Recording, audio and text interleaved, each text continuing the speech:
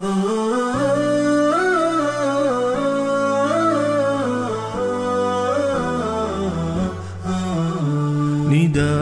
الحق صوت قد شجاني وبلغني الحقيق.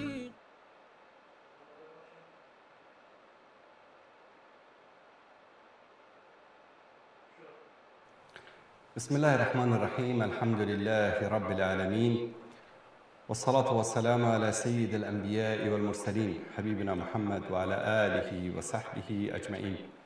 بینندگان عزیز و گرامی، سلام الله علیکم و رحمته و برکاته. هستیم با قسمت دیگری از برنامه تماس مستقیم. تریبون آزاد است برای شما عزیزان و در برنامه امروز سعی می‌کنیم در موضوع جنگ رژیم صهیونیستی اسرائیل با ایران صحبت بکنیم و نظریات شما عزیزان را داشته باشیم.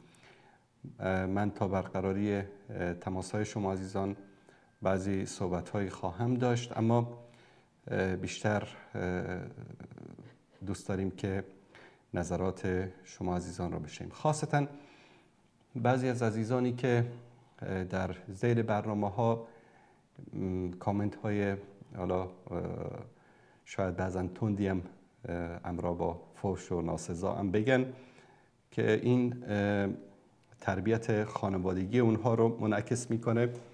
دوست داریم این دوستان هم تماس بگیرن و دلایلشون رو، صحبت‌هاشون رو با ما در میان بگذارن و قضاوت رو میگذاریم بر عهده بینندگان عزیز تا ببینیم که در یک فضای دوستانه میتوانیم که با هم دیگه گفتگو بکنیم. بعضی از عزیزان میان خیلی با شدت و تندی تهمت‌ها و افتراعات و ناسزا رو نثار ما میکنن.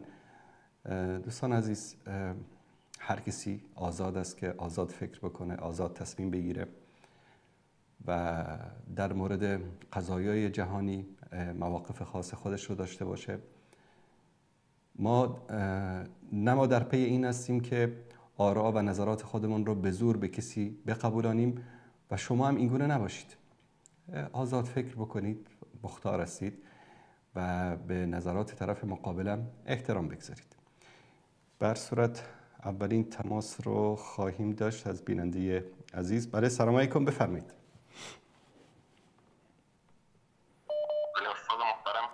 بله، سلام علیکم، بفرمایید.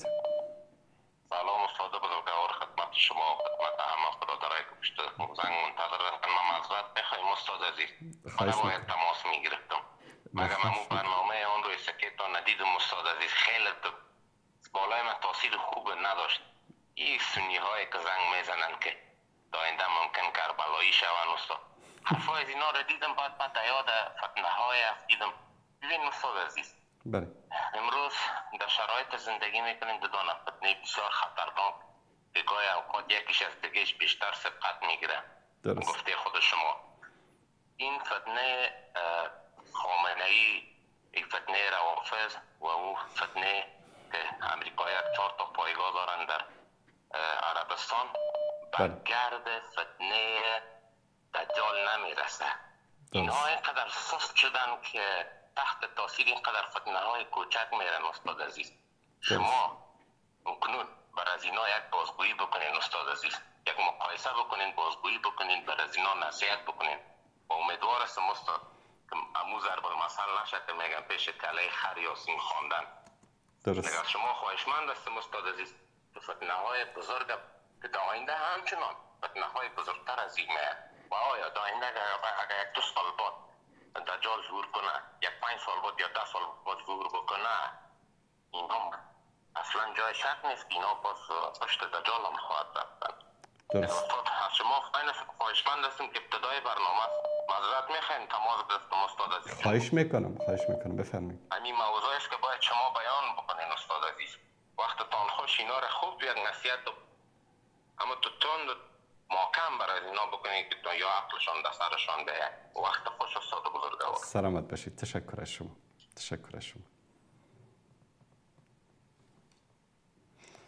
حتما در این مورد صحبت خواهیم کرد. یک چند تا تماسی بگیریم از شما عزیزان و بعد از اون انشالله در این مورد صحبت میکنیم. بیننده عزیز سلام علیکم، بفرمایید. سلام علیکم. علیکم السلام و رحمت الله و برکاته. و علیکم السلام. آقای انصاری، شما اصل وطن تو یک جایه؟ وطن ما همه جهان اسلام. هر ملک ماست که ملک خدای ماست.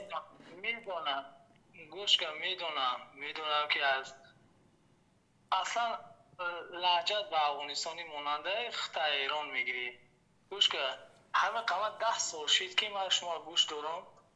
با که غیر از غیبت کردن، غیر از فتنه انداختن دیگه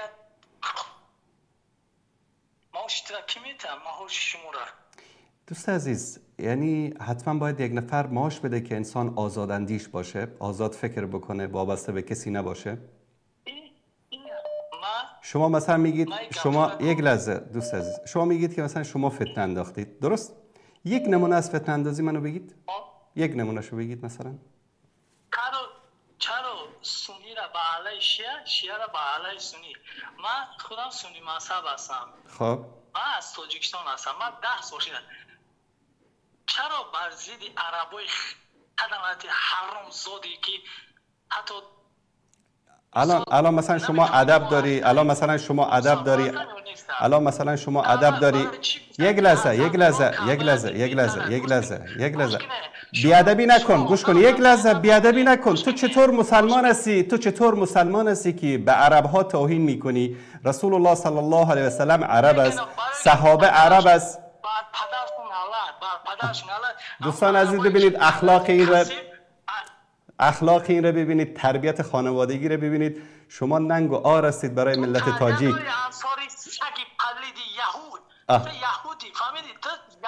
دوستان عزیز، اینایی که تاجیکایی که رفتن در ایران درس خواندن، یک نمونهش است. تاجیکی که رفته در ایران درس خوانده و شیعه شده، یک نمونهش است. ملت شریف تاجیکستان یک ملت با فرهنگ، یک ملت با اخلاق و یک ملت با ادب است. یک تاجیک وقتی که دیدید که بی تربیت شده باشه، یقین داشته باشید که رفته در قم درس خوانده. تا جوان تاجیک پیش آخونده رفته اونجا زانو نزده باشه، به این اندازه بی تربیت و بد اخلاق نمیشه. دوست عزیز، اگر تو انسان هستی، آدم هستی، تاجیک هستی، مسلمان هستی، مثل آدم صحبت بکن، سر صدا نکن. سر صدا نکن. آرام باش. یک لحظه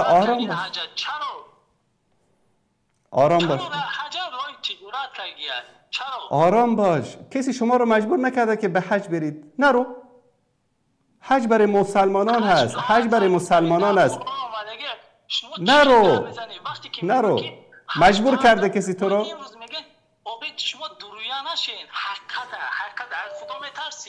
یک لحظه اولا گوش کن دوست عزیز، بیننده عزیز. یک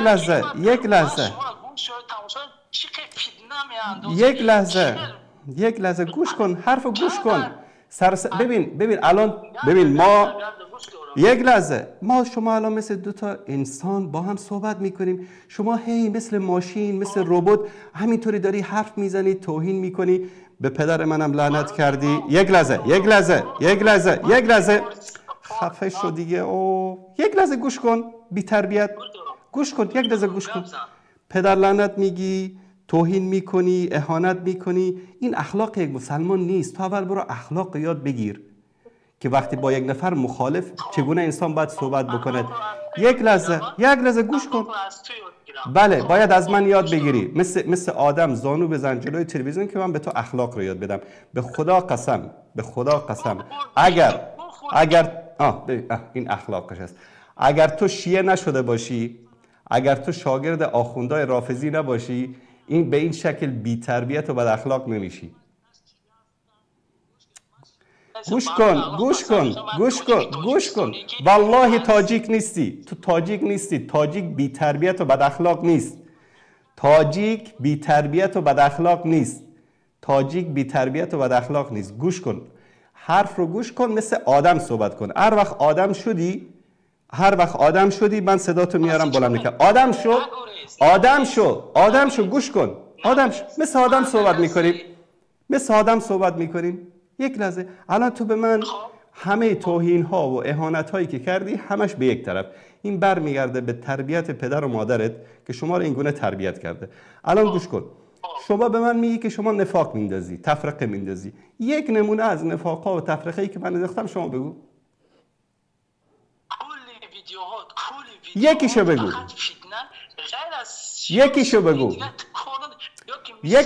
گوش کنی. من آقای انصاری من گپ زدم شما یه بار مقصدی گپ من گوش کنی. نه ببین گوش کن. تو یک دلیل، یک نمونه از تفرقه اندازی من رو بگو. یک نمونه. تا نگی من صحبت نمی کنم. یک نمونه بگو. گوش کنید چی صحبت نمی‌کنید؟ برای که شما از عربستان سعودی پول میگید. این عربی که داعش ساخته است.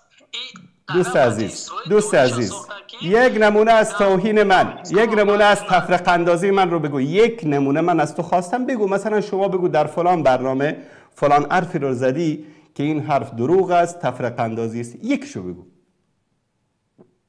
چرا در بین مسلمان تفرقه یا شیعه خیلی گابو، شیعه و خیلی مسلمان سنی خیلی گابو. کدام گپی که من از شیعه نقل کردم دروغ بوده؟ یا امریکا مسلمان امروز اگر ایران تجزیه شود، امروز ایران به جهنم تو و ایران و همتون. اول برو ادب و اخلاق صحبت کردن رو یاد بگیر، بعدش یک لیوان آب سرد بخور. یکی از نمونه هایی از توهین ها و تفرقه اندازی های من رو بگو که من اینجا جواب تو بدم. یعنی تعجب میکنم، باور کن خداوند بعضیا رو عقل نداده. عقل. بیننده عزیز سلام علیکم. السلام علیکم و رحمت الله و برکاته. علیکم السلام و رحمت الله و برکاته. استاد انصاری امیدوارم که شما خوب هستید. سلامت باشید برادر عزیز، بفرمایید. من خیلی عذرخواهی میکنم ای تن این تاجیکی به تربیت، تاجیکای خیلی به تربیت نیستن. اینها رو همین رحمان فی کثیف و همین خیلی به تربیت کرد. الله المستعان. الله المستعان.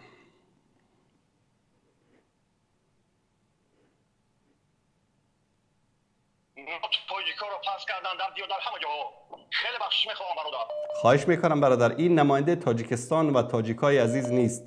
ملت تاجیکستان یک ملت با فرهنگ، یک ملت با ادب هستند. اینا مدتی رفتن در ایران، در اونجا خدا میدونه این آخوندهای شیعه در حق اینا چیکار کردن که اینا رو اینطوری بی تربیه و بد اخلاق بار آوردن. بله برادر شما غمگین نباشید، ما با شماییم ان شاء الله. سلامت باشید. الله مطالب استان کنه. زنده و سلامت باشید. الله یار نگهدار کنه. سلامت باشید. سلامت باشید. ببین دوستان عزیز، شما با من مخالفت کن. شما اصلا حرف منو قبول نکن.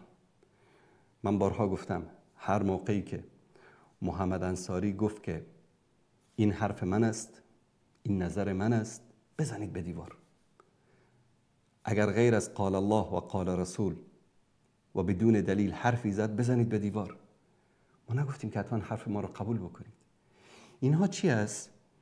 مدتی رفتن در ایران، خودشان الله امروز میگن که ما سنی هستیم، ما به اینا میگیم سنیای اثنا عشری. شیعه شدن، اما به خاطر که دعوت به تشیع بکنن، مردم رو فریب بدن، اعلان نمیکنن. اولین کاری که با اینها میکنن در ایران، اینها رو آغشته میکنن به فسادهای اخلاقی. فیلم میگیرن ازشون، ویدیو میگیرن ازشون.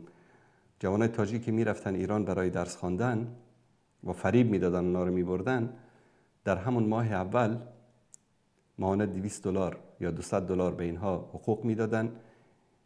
اونجا که دیگه بازار صیغه گرم است در قم، یک دختر صیغه‌ای هم بهش میدادن و کل زندگی این رو فیلم برداری میکردن. بعد از 3-4 سال که فارغ میشد از اونجا، بهش میگفتن یا میری در تاجیکستان دعوت به تشیع میکنی یا همه این فیلمات رو پخش میکنی. این بیچاره بدبخت دیگه خلاص همه چیز در اختیار اوناست مثل یک الاغی رو که میبندن، یک افساری به گردنش، به هر طرف که خواستن هدایتش میکنن، همینطوری. و متاسفانه اینا در مدتی که اهل سنت بی‌توجهی کردن در مورد تاجیکستان، خیلی از جوانای تاجیک اینا بردن گمراه کردن در اونجا. و این اخلاق آخوندی است. توهین کردن به پدر و مادر شخص، توهین کردن میگه که عرب‌های فلان شده. خب بی عقل، بی سواد، نادان. امروز کسانی که در فلسطین جهاد میکنن مگر عرب نیستن؟ در لبنان مگر عرب نیستن؟ در عراق مگر عرب نیستن؟ صحابه پیامبر مگر عرب نبودن؟ پیامبر صلی الله علیه و سلم، تو داری به پیامبر لعنت میکنی، به صحابه لعنت میکنی، یعنی به یک نژاد داری لعنت میکنی. و این کسی رو که حالا ولو که سنی باشه، نامش ملا باشه، مولوی باشه، استاد باشه، هر چی که باشه، دیدید که بر اساس قوم داره یک ملتی رو توهین میکنه، بفهمید که این شیعه است، رافضی است. چون من بارها به شما گفتم در کتب اینها به همه اقوام، به فارس ها، به عرب ها، به کرد ها، به همه توهین شده، اهانت شده. و این اخلاق اینهاست، اخلاق آخوندی است. صد که بگن که ما فلانی، ما اهل سنتی، فلان. سنی امکان نداره که بد اخلاق باشه. سنی امکان نداره که فحش و ناسزا بگه به یک قوم، به یک قبیله، به پدر و مادر یک کسی. این اگر پدر و مادر خودش رو بشناسه، یعنی پدر و مادر من تو خونه نشستن برای خودشون، تو اگر حرفی داری، دلیل داری، بیا با من صحبت بکن. این نهایت پستی و رذالت یک انسان رو نشون میده که توهین بکنه به خانواده کسی، به پدر و مادر کسی. این اخلاق آخوندی است، اخلاق رافضه‌گری است. این یک نمونه از این هاست که اینها رو بشناسید. بیننده عزیز، سلام علیکم، بفرمایید. الو. بله بفرمایید برادر عزیز. سلام علیکم و رحمت الله و برکاته. علیکم السلام و رحمت الله و برکاته. خسته نباشید. الله سبحانه و تعالی به شما جزای خیر بده. آمین. آمین. سلامت باشید برادر عزیز. من قبل از سخنان میخوام اشاره بکنم کسی که یکی از نمونه انسان منافق این است که وقتی با یکی درگیر میشود و بدگویی میشنود، بدگوییش را نثار جد و آباد و پدر و مادر شخص مقابل میکنه. و این از فرامین رسول الله صلی الله علیه و سلم است که این یکی از نشانه های انسان منافق است. و بعد موضوع برنامه‌تون، من موقف خودم به عنوان یک شخص مسلمان در مقابله این جنگی که از طرف یهودیان جنایتکار کودککش علیه رژیم شیعیان صفوی رافضی کودککش شروع شده اعلام میکنم که من میگویم این لطف الله سبحانه و تعالی است از سستی ما مسلمانان که این دو جنایتکار رو به جان هم انداخته. درست. من میخوام در برنامه شما اینو اعلام بکنم. و یک موضوعی که من دوست دارم اینجا اعلام بکنم از این کانال شما، از این شبکه شما. بله. واقعا این که من با عنوان یک مسلمان همچنین موقفی دارم و از شما هم شنیدم که همچنین موقفی دارید. درست. از دیگر اساتید محترم این تلویزیون هایی که تبلیغ دین اسلام رو میکنن این رو شنیدم. درست. حتی یکی از اساتید این شبکه های تلویزیونی دکتر نور محمد عمرای عزیز فرمودن اگر شخصی این جنایتکاران سپاه، حالا قاسم سلیمانی ملعون، حالا ابراهیم رئیسی ملعون، حالا خمینی ملعون، حالا همین سران تازگی سپاه سلامی و غیره که به درک واسه شدن رو شهید بگه، باید بترسه الله سبحانه و تعالی در روز آخر، در روز جزا، در قیامت آنان رو با این جنایتکاران محشور بکنه. الله المستعان. من شنیدم از کسانی که واقعا این که نه یا از روی نفهمی خود یا این که واقعا از روی این که ترسو هستن یا جیره‌خوار هستن، روی منبر رسول الله صلی الله علیه و سلم به قاسم سلیمانی ملعون گفتن شهید و شخصی هم که مردم رو باز داشت از رفتن به سوریه برای کشتن مسلمانان، اون رو در زندان انداختن. ولی شخصی که گفت قاسم سلیمانی ملعون شهید است، امروز اکنون در مکه، در مدینه پیام فرستاده و گفته ما حملات خصمانه اسرائیل علیه ایران نقض آشکار حقوق بشر بین المللی و تهدیدی برای صلح منطقه‌ای است محکوم میکنه.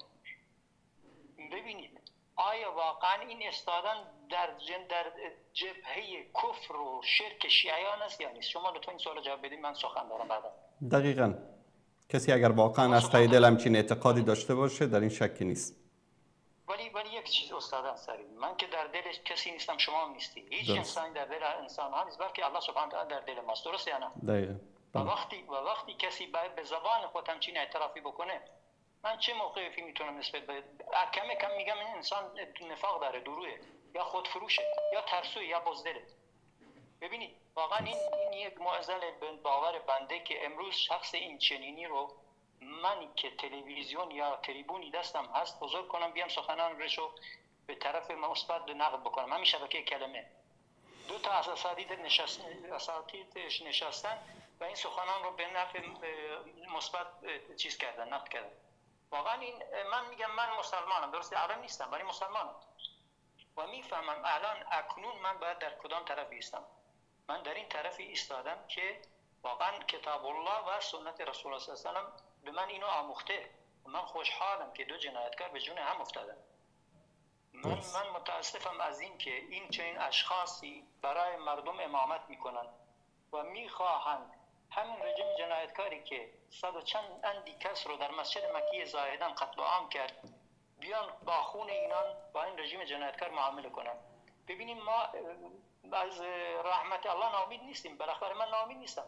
اگر دست تقدیر الله سبحانه و تعالی فردا این رژیم جنایتکار رو نابود کرد، این شخص منافق میخواد با خون کشته شدگان مسجد مکی چطور معامله کنه؟ با کی اون وقت میخواد معامله کنه؟ 3 سال این مسلمانان بیگناه به ناجوان مردانه قتل عام شدن، ولی این انسان از روز اول به مردم گفت صبر پیشه کنی، صبر داشته. همین که رژیم جنایتکار به مردم میگه همین سخنان رو تکرار کرد. این مردم چرا باید سر خون کشته شدگانشون صبر کنن؟ اصلا من چیکاره مردم هستم که باید بهشون بگم صبر بکنن؟ اصلا چرا باید این انسان در مدینه نشسته نمیتونه برگرده اونجا برای من توییت میزنه این نصیحت رو میکنه، بعد میگه مردم ایران صلح طلبن. من انسان صلح طلبی هستم، ولی وقتی که میبینم یک رژیم جنایتکار شمشیر بر روی من بسته، من حاضرم جانم رو فدا کنم تا با این رژیم جنگ بکنم. من با این رژیم چه صلحی دارم؟ بله. و مخالفت و به خیر عذر میخوام، بعضیا فکر میکنن که مخالفت با این رژیم و خوشحال شدن از کشته شدن سران جنایتکارشون به معنی این است که ما اسرائیل را تایید میکنیم. ابدا اینطوری نیست. خداوند اسرائیل رو سببی قرار داد که انتقام خون میلیون ها اهل سنتی که در عراق، در سوریه، در کشورهای دیگه به دست این جنایتکاران به شهادت رسیده بودن رو بگیره. مثل که ابابیل رو فرستاد که لشکر ابرهه رو نابود بکنه. بله دقیقاً. بفرمایید. استاد صلح طلب ببینید و توافق هسته‌ای حمایت میکنه. من چرا بایستی از توافق هسته‌ای حمایت بکنم؟ مگه من بلا نسبت شما عقل در سر ندارم؟ مگر 46 ساله این نصارای جنایتکار، همین استکبار جنایتکار، حالا آمریکا در رأسش، اروپا، چین، روسیه، با این برنامه هسته ایران بازی نکردن و ما ملت رو بلا نسبت شما ندوشیدن. ما ملت منتظر بودیم که چی بشه چی نشه، این گفتن ما توافق میکنیم. مردم ایران متاسفانه دهنبینه. مثلا یک آخوندی، یک امام جمعه، یک مولوی، یک شیخ الاسلامی میشینه میگه فلان رئیس جمهور اومده سیاستاش خوبه، صبر کنید. ببین 46 سال شما اینطور مردم رو سرگردان کردید. والله بالله تالله خون این مردم برگردن شماست. اون این مردمی که در سوریه کشته شدن برگردن شما، چون که شما کمک میکنید مردم رو گمراه میکنید که حتی اگر خود مردم با اختیار خود میخوان قیام بکنن علیه این رژیم جنایتکار، شما یک تنه جلوی اونها ایستادید با مردم رو گمراه میکنید، میگید نه صبر کنید این رژیم داره به طرف اصلاح پیش میره. واقعا این دروغ واقعا این دروغ‌ها چه معنی میتونه داشته باشه؟ چرا ما نباید کسانی را که در لباس مسلمانان منافق هستن بشناسیم؟ چرا نباید بشناسیم؟ الحمدلله من خوب اینا رو میشناسم و الحمدلله باکی هم ندارم اگر این شخص عالم الدهرم باشه من بتونم واقعا از تریبونایی که شما گذاشتید علیه اون پیام بدم و توییت هایی که میده و صحبتایی که میکنه واقعا نقد کنم و برای خودش بیان کنم که واقعا داره دروغ میگه. من میخوام که واقعا همه مردم روشن بشن و اگر مردم امروز واقعا خوشحال هستن از نابودی این رژیم، حق خودشونه. درست. منم خوشحالم، شما خوشحال هستید. یعنی هر کسی که واقعا اگر در بالاخره امیدی داشته باشه الله سبحانه و تعالی رو به نام خالق خودش بشناسه، از این جریان ابراز خوشحالی میکنه، نه اینکه محکومش بکنه. فقط من به باور بنده انسان‌های منافق میان این عمل رو به اصطلاح محکوم میکنن. خب بیشتر از این به وقتتون نمیگیرم. سلامت باشید. تشکر از شما. تشکر شما. زنده باشید. سلام علیکم و رحمت الله و برکاته. تشکر میکنم از این دوست عزیز. یک موضوعی از دوستان، حالا من مفصل در مورد اینا صحبت خواهم کرد. بعضیا فکر میکنن ایران امروز چون وارد جنگ با رژیم صهیونیستی شده، ایران نماینده اسلام و مسلمان هاست و داره به نام اسلام و مسلمان ها می جنگه و اسرائیل هم نماینده همه کفار جهان است و این قضیه ولا و براست و ما باید یا در کنار ایران باشیم و اگر سکوت هم بکنیم منافق هستیم و اگر که طرف ایران رو نگیریم نمیدونم صهیونیست هستیم و هزار یک تهمت های دیگه. این سخنان انسان هایی است که نه بینش دینی دارن، نه بینش سیاسی دارن، نه ایران رو شناختن و نه از حقایق پشت پرده خبر دارن.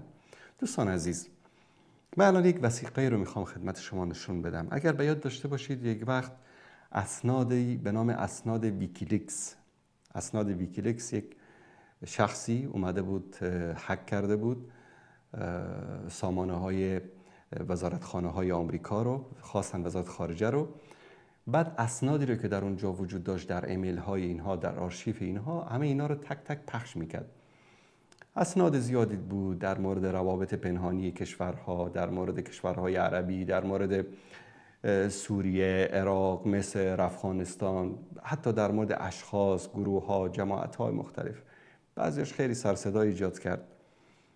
خلاصه بعد طرف رو دستگیر کردن و به آمریکا سپردن فکر کنم. این اسناد یک سری رازهایی رو که ما سالها داد میزدیم که آقا این رژیم از روز تأسیسش به نفع اسلام و مسلمان ها نبوده. فریب این که امروز با هم دیگه درگیر شدن به خاطر منافعشون، نه به خاطر اسلام. این یک واقعیت است. این رو باید قبول کرد. حالا کسی میخواد قبول بکنه اهلا و سهلا، کسی نمیخواد قبول بکنه سرشو بزنه به دیوار، به ما مربوط نیست. ما کسی رو مجبور نمیکنیم که حتما شما فکر و نظر ما رو قبول بکن. اما بیاد بگه که آقا شما چون که مخالف فکر ما هستید، شما صهیونیست هستید، شما نوکر موساد هستید، شما نمیدونم فلان هستید، این هستید، این دیگه نهایت حماقت یک انسان رو نشون میده. بعد از اینکه شاخ شد برای آمریکا، چیکار کردن؟ و اینم بدانید که ایران دومین کشوری بود که اسرائیل رو به رسمیت شناخت در زمان شاه بعد از اینکه به خاطر منافع ملی ایران یک سری خواسته های غرب رو قبول نکرد، فکر میکرد که حالا یک چیزی شده برای خودش، اومدن برش داشتن. خمینی رو از کجا آوردن؟ از مکه و مدینه و نجف و کربلا؟ نه، خمینی رو هواپیمای ایر فرانس یا هواپیمایی فرانسه از پاریس آورد به ایران. از جنت نیومد، از آسمان هفتم نیومد، از پاریس، فرانسه، منبع فسق و فجور و فحشا در اروپا. از اونجا آوردنش به ایران و انقلاب سال 57 رو پیروز کردن. انقلابی که مردم ایران انجام داده بودن و گروه های دیگری بودن غیر از اسلامگراها. گروه های مانند کمونیست ها بودن، قومگراها بودن، احزاب مختلف بودن. و به خاطر پیروزی این انقلاب، چون میدونید در مذهب شیعه انقلاب کردن، حکومت درست کردن نیست، باید منتظر امام زمان باشی، آوردن افکار احزاب سیاسی اهل سنت مانند اخوان المسلمین رو در بین جوانان شیعه پخش کردن. همین خامنه‌ای، همینا کتابای سید قطب و حسن البنا و اینا رو ترجمه کردن به فارسی. تفسیر سید قطب فی ظلال القرآن رو همین خامنه‌ای ترجمه کرده، چند جزءشو. بعد از ایجاد فکر انقلابی جهادی سنی، اینا چیکار کردن؟ انقلابشون رو پیروز کردن. انقلاب که پیروز شد دقیقاً این خواسته غرب بود وگرنه چطور امکان داشت خمینی که دشمن اسرائیل و دشمن آمریکا و دشمن غرب است از پاریس توسط هواپیمای فرانسوی بیاد به ایران؟ به هر صورت مردم ما سادن، متوجه این چیزا نیست. هیجان انقلاب و شعار اینها، شعارهایی که مردم فریبانه است، اکثرا سبب تنویم مغناطیسی مردم میشه. مثل چیز اومده بود، کرزی توسط اشغالگر آمده بود در افغانستان حاکم شده بود، بعد در لوی جرگه جلوی مردم چی میگفت؟ ما شعر هستیم، شعر. یا آمریکا که از به خاطر این آمده که شعر که بیکار نیست که این طرف بده و این طرف بده و امنیت اطراف خودش رو بگیره. این آمریکا آمده امنیت ما رو گرفته. ما افغان ها شعر هستیم. مردم ما نعره تکبیر الله اکبر چک چک میزدن براش. اینقدر فکر نمیکرد خب این رو آمریکا آورده، اما با این زبانشون، با این شعارشون مردم رو فریب میدادن. دقیقا همین کاری که خمینی کرد با شعار مرگ بر اسرائیل و مرگ بر آمریکا و مرگ بر روسیه و مرگ بر فلان، مرگ بر شوروی در اون موقع میگفتن. ما در دبستان و در راهنمایی در دبیرستان هر صبح سر صف نیم ساعت ما شعار میدادیم. چی شد؟ آقا اینا رو گرفتن، مردم رو فریب دادن، احزاب اسلامی رو فریب دادن، شخصیت‌های اسلامی رو فریب دادن، هفته وحدت درست کردن. از یک طرف 128 کانال بر علیه اسلام و مسلمین و اهل سنت کار میکردن، از یک طرف هفته وحدت بود. پولم میدادن، خوب پول میدادن. حالا اینایی که امروز من بعضی نمونه‌هاشو نشون میدم که امروز دارن از ایران دفاع میکنن، اینا تا اینجا خوردن از ایران. ملت ایران در فقر و بدبختی، ایران پول میداد به اینا. به همون اندازه که ایران در داخل ملتش ازش ناراضی بود از این حکومت، در خارج همین مزدورانی که داشتن از اخوان المسلمین بعضیاشون گرفته الی آخری، اینها چون میخوردن از ایران، اینا تا امروز هم کس دارن از ایران، از حکومت ایران طرفداری میکنن. در بین این اسناد ویکیلیکس یک سند خیلی محرمانه‌ای نشر شد که بعد از اینکه ایران با آمریکا یک صیغه کرد، ازدواج موقت کرد، یعنی همین حکومت آخوندی ولایت فقیه با یک مدتی با آمریکا صیغه شد، صیغه آمریکا شد. حالا دلیلش هم میگم چرا اصطلاح صیغه رو ازدواج موقت کردن با هم دیگه. ازدواج موقت اینه که یک زنی یک مردی با هم دیگه موقتا به خاطر ارضای شهوت میان با هم دیگه ازدواج میکنن، بعد هر کدوم که ارضا شد دیگه مدتش تمام میشه و هر کی میره پی کارش. یک ازدواج موقتی بعد از سقوط حکومت طالبان، حکومت اول طالبان در افغانستان و سقوط صدام حسین در عراق، یک ازدواج موقتی بین ایران و بین آمریکا رخ داد. بعد ایران کمک کرد. کلیپو برنامه رو سکه نشون دادم که خاتمی، احمدی نژاد، وزیر خارجه، مقامات آمریکایی همه میگن که نقشه جنگ رو ایران به ما میدادن، سران سپاه میدادن و کمک های لوجستیکی رو اونا به ما انجام میدادن. به هر صورت ایران چیکار کرد؟ با آمریکا کمک کرد که عراق و افغانستان رو اشغال بکنه و به شیعیان بسپاره. این اتفاق پنهانی بود بینشون.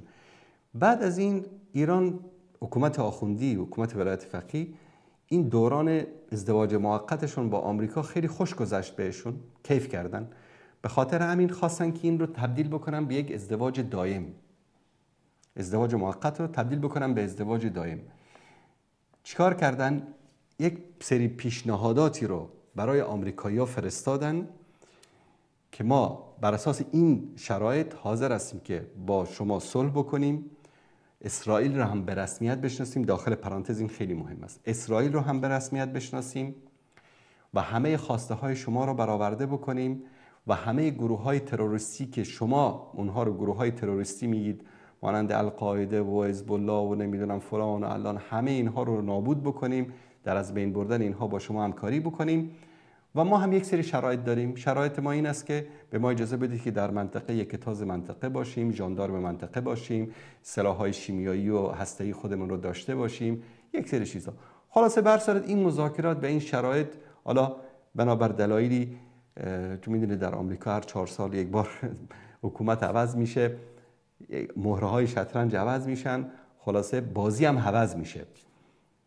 نشد، این اتفاق صورت نگرفت. اما اینکه اهداف، ببین این خیلی مهم است، اهداف پنهانی و زیر پرده یهود و نصارا و حکومت ولایت فقیه یکی است در این نباید هیچ مسلمانی شک بکنه. حالا در ظاهر با هم دیگه شاید بجنگن، در ظاهر شاید و من بارها گفتم هیچ امکان نداره که این حکومت رافضی در کنار مسلمان ها بر علیه دشمنان اسلام بجنگه. بعضی کوتاه نظرها فکر کردن که من گفتم که هیچ وقت امکان نداره که این دوتا با هم بجنگن. امکان داره که با هم بجنگن، اینو بارها هم اتفاق افتاده. اما اینها امکان نداره که در کنار امت اسلامی قرار بگیرن با دشمنان امت اسلامی بجنگن. گاهی اوقات به خاطر مصالحشون به جان هم دیگر هم میفتن. و این رو یقین داشته باشید که این حکومت رو و این ولایت فقیه رو آمریکا از بین نمیبره مگر اینکه بدیلی بهتر از اینها، خدمتگزاری بهتر از اینها پیدا بکنه. خلاصه دوستان عزیز اینجا توجه بکنن، این اسنادی است که جزء اسناد ویکیلیکس، این سفر رو عزیزان نشون بدن. قسمت هایی از این رو من خدمت شما نشون میدم. این اسنادی است که جزء اسناد ویکیلیکس نشر شد و در سایت ها، اما میدونید که زود اینا رو جمع جور میکنن که عموم مسلمان ها از این برنامه هایی که پشت پرده است خبر نباشن. خب در شروع این اهداف مذاکره‌ای که اینا بین خودشون داشتن و رد و بدل شده بین آمریکا و بین ایران چی است؟ احترام متقابل بین آمریکا و ایران که در دستور کار باید قرار بگیره. عدم مداخله در امور داخلی یا خارجی. آمریکا ایران را از محور شرارت حذف میکنه و از فهرست تروریستی هم برمیداره و کلیه تحریم هایی رو که بر علیه ایران داشت، تحریم های تجاری، توقیف دارایی یا موانع قانونی و همه اینها رو، محدودیت های مالی و بانکی، همه اینا رو از بین میبره. ایجاد دولت دموکراتیک و کاملا نماینده در عراق، حمایت از مطالبات ایران در عراق در خصوص غرامت‌های جنگی، احترام به منافع ملی ایران در عراق و پیوندهای مذهبی، نجف، کربلا، اینا باید همه در اختیار ایران باشه. دسترسی کامل به فناوری هسته‌ای، بیوتکنولوژی، فناوری شیمیایی، به رسمیت شناختن منافع امنیتی و مشروع ایران در منطقه. یعنی چی؟ یعنی در منطقه باید یک تاز منطقه ایران باشه. پیگیری تروریست‌های ضد ایرانی به ویژه مجاهدین خلق، حمایت از بازگرداندن اعضای آن از عراق، برخورد قاطع با تروریست‌های فعال در داخل خاک ایران مانند کردها، سازمان‌های وابسته به آن در ایالات متحده. خب اهداف ایالات متحده چی بوده از این مذاکرات؟ که اونم قائل به احترام متقابل بوده.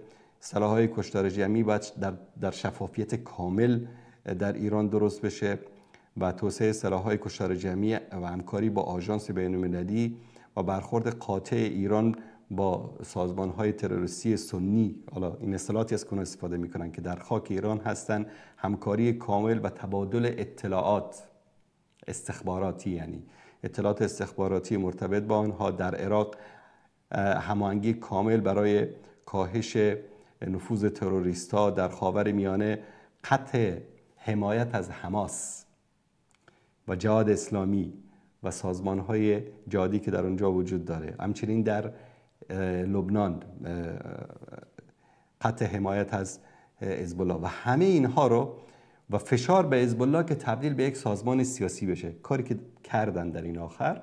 خب مثل که در مذاکرات اخیری که در عمان داشتن بعضی خودخواهی‌ها کردن که حالا داره آمریکا توسط اسرائیل داره ادب میکنه، مثل که بچه به اصطلاح بازیگوشی در کلاس بازیگوشی بکنه، بعد معلم بیاد اینو توسط ناظم مدرسه ادبش بکنه.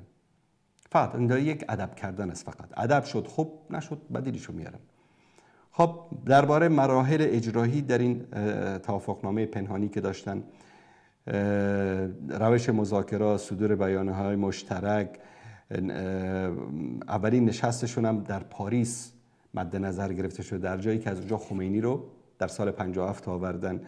تصامیمشون درباره گام‌های اولیه‌شون در عراق، تشکیل گروه مشترک برای ثبات در عراق. شما تصور کنین گروه مشترک بین ایران و آمریکا در عراق، خلع سلاح سازمان‌های تروریستی که در عراق و در لبنان و در کشورهای دیگر هستن و با ایران مرتبط هستن، بیانیه عمومی که از اینها صادر بشه، خلاصه خلع سلاح، همکاری اقتصادی، توافق به رسمیت شناختن اسرائیل، همه اینها مواردی بود که جزء اسناد ویکیلیکس پخش شد و به انگلیسیشون پخش میشد و متاسفانه خیلی از اهل سنت اصلا خواب بودن، از این چیزها اصلا خبر نداشتن. یکی از محللین از مفکرین کویتی است که این موضوع رو در یک مصاحبه خودش ذکر میکنه، منتها به فارسی چیزی در این مورد پخش نشد چون که نذاشتن که پخش بشه و نمیخوان که پخش بشه این چیزا.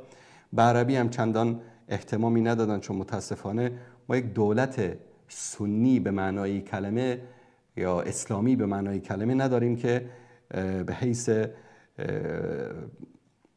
مدافع از حقوق اهل سنت و اسلام و مسلمان ها بخواد عمل بکنه. به هر صورت ایشان در یک از مصاحبهش به این موضوع اشاره میکنه، اما این توافق پنهانی که اینها داشتن و جزء اسناد ویکیلیکس بود و نشر شد و همونطوری روش خاک انداختن، دفنش کردن که کسی از این چیزها خبر نشه. پس این بازی‌های پنهانی است و احمق اون سنی بیسوادی است که فکر میکنه اینها دشمن همدیگر هستند و ما باید در کنار ایران بایستیم و ایران رو تقویت کنیم و این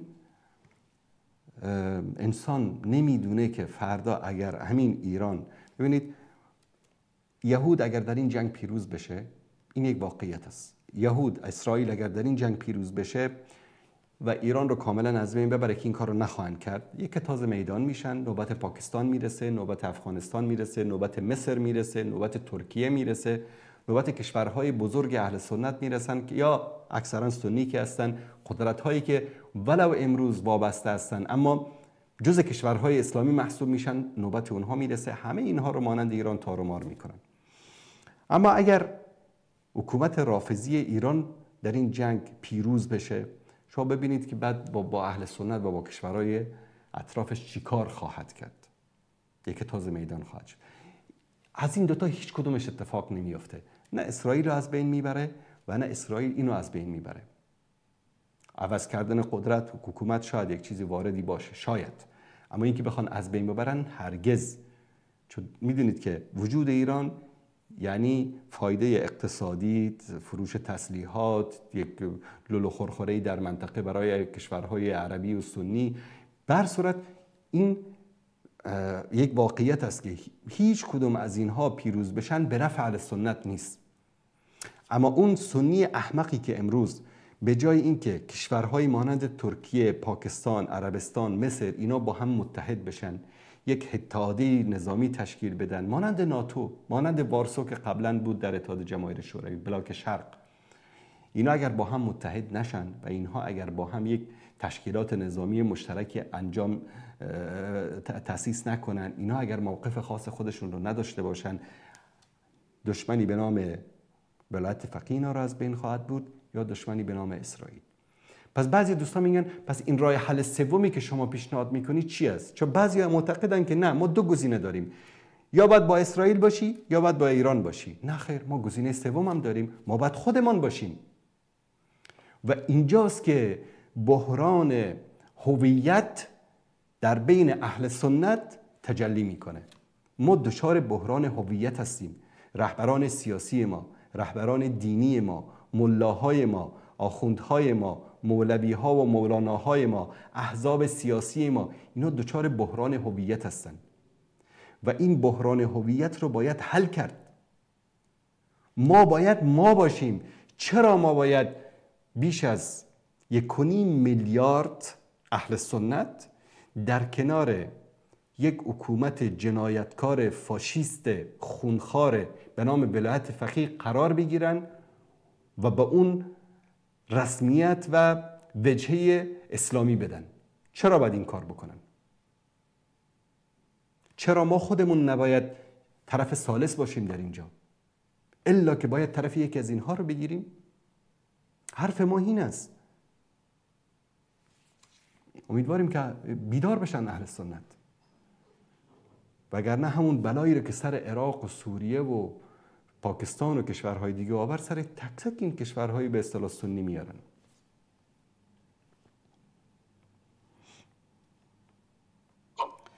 بله سلام علیکم، بفرمایید. بله بفرمایید برادر عزیز.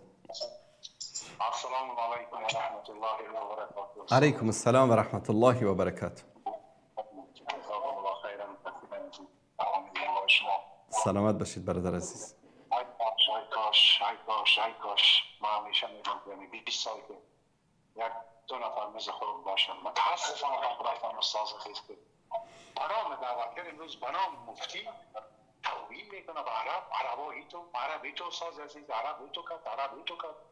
این نمیفهم که ما از ولایت فقه روافض با مسلمانان نزدیک است، یهود با مسلمانان نزدیک نیست، یا روافض با محمد صلی الله علیه و سلم توهین نمیکنن. از برای خدا این چی رقم مفتی است و مفتی کنید باز کن و قرآن قبیل دوز داشت ما ولی حالا بیخیم دلم از حد کنید ما چی رقم مفتی است و افغانای حال ما و ریشکی ها یک ذره مثل این استاز یک ذره با جرأت و با غیرت و با مطالعه باشید روافض بشناسه که غرب و شرقی تعیین کرده بالای اهل سنت که راه اهل سنت باید زده شده. عراق تحصیل نکرد وقتی استاد آیا عراق تحصیل با امیر روافض امریکا نکرد؟ آیا سوریه امی امریکا امیر روز با روافض تحصیل میشه؟ چرا بیدار نمیشه افغانای نمیفهم چه وقت شما بیدار میشه؟ والا این ذات این جهان اسلام قمایشی رهبرش است. ما از این تابعیت کنیم، ما باید دفاع کنیم. یک تعداد گلبودی پرستا، یک تعداد بنام انجینیر و دکتر ما مجبور هستیم که از دولت ایران اسلامی ایران ما باید دفاع کنیم.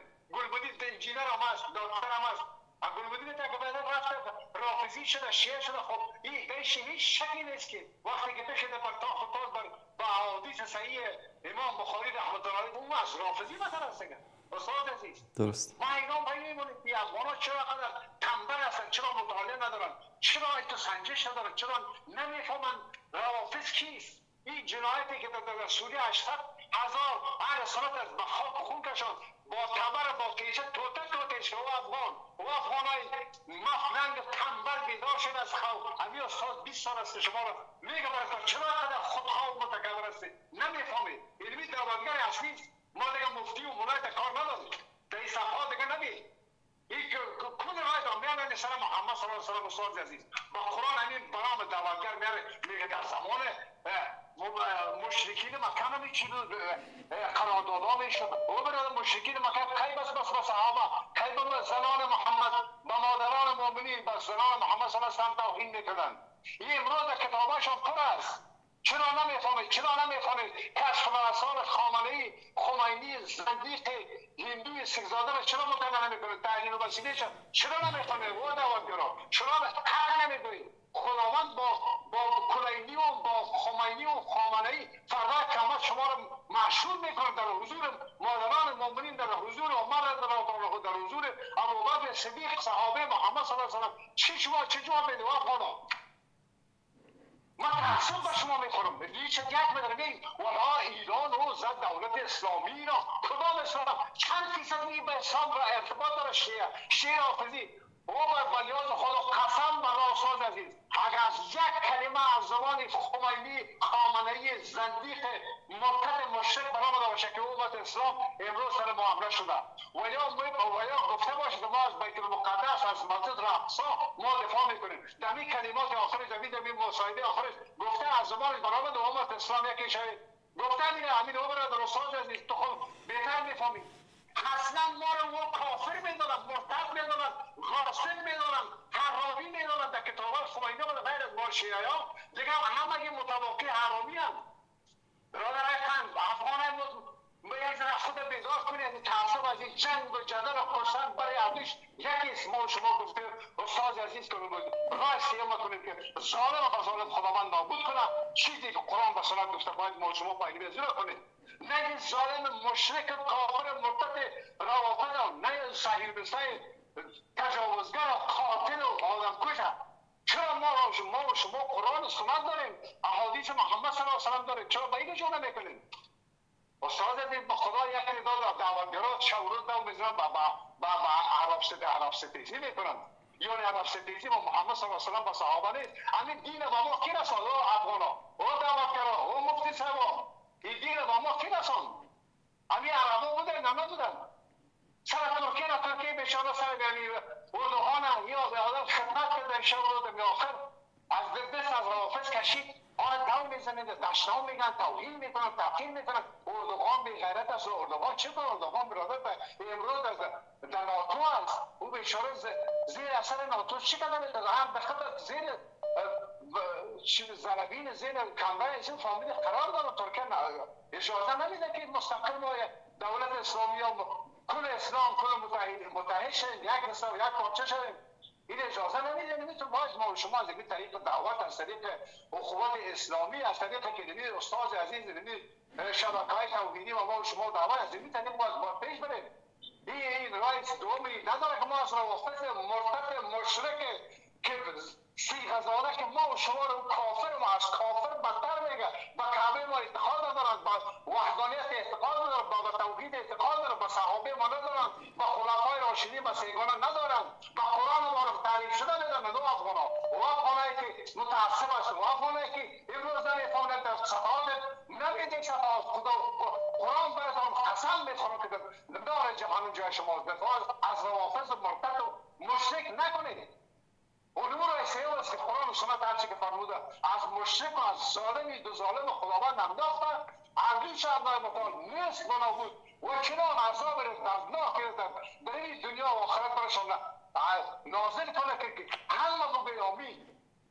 اون تفلای سوریه ها دمیره اون خواره و مادرم در سوریه قلم کرده داده شد یاد دمیره اون افغانه داورگر آیا فراموش شما شده؟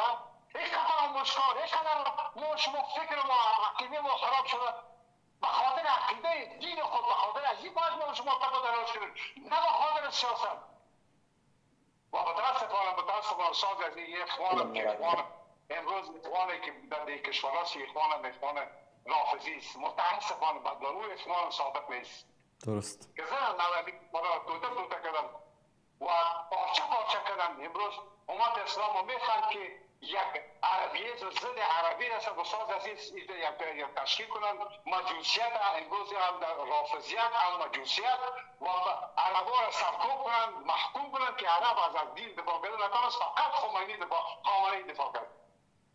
این نظریات است این عقیده است و ساز از این بازم جزاکم الله خیر اینه که ما احساساتی شد به خاطر دین عقیده خود خداوند در جان خود از اولاد خود تیر هستم ولی وقت افغانه ما اول دین عقیده خود رو بفهمند باشه سیاست و سیاست بازی نکنند که تباه شد افغانستان و این بلا سرتان باز نازل بشه. اگر شما توبه نکنید درست برای قرآن سنت معاهد نشید قسم بالله براتون میخورم پس دوباره علمی فساد علمی فسادی که امروز در ایران نازل شده افغانستان باز نازل میشه.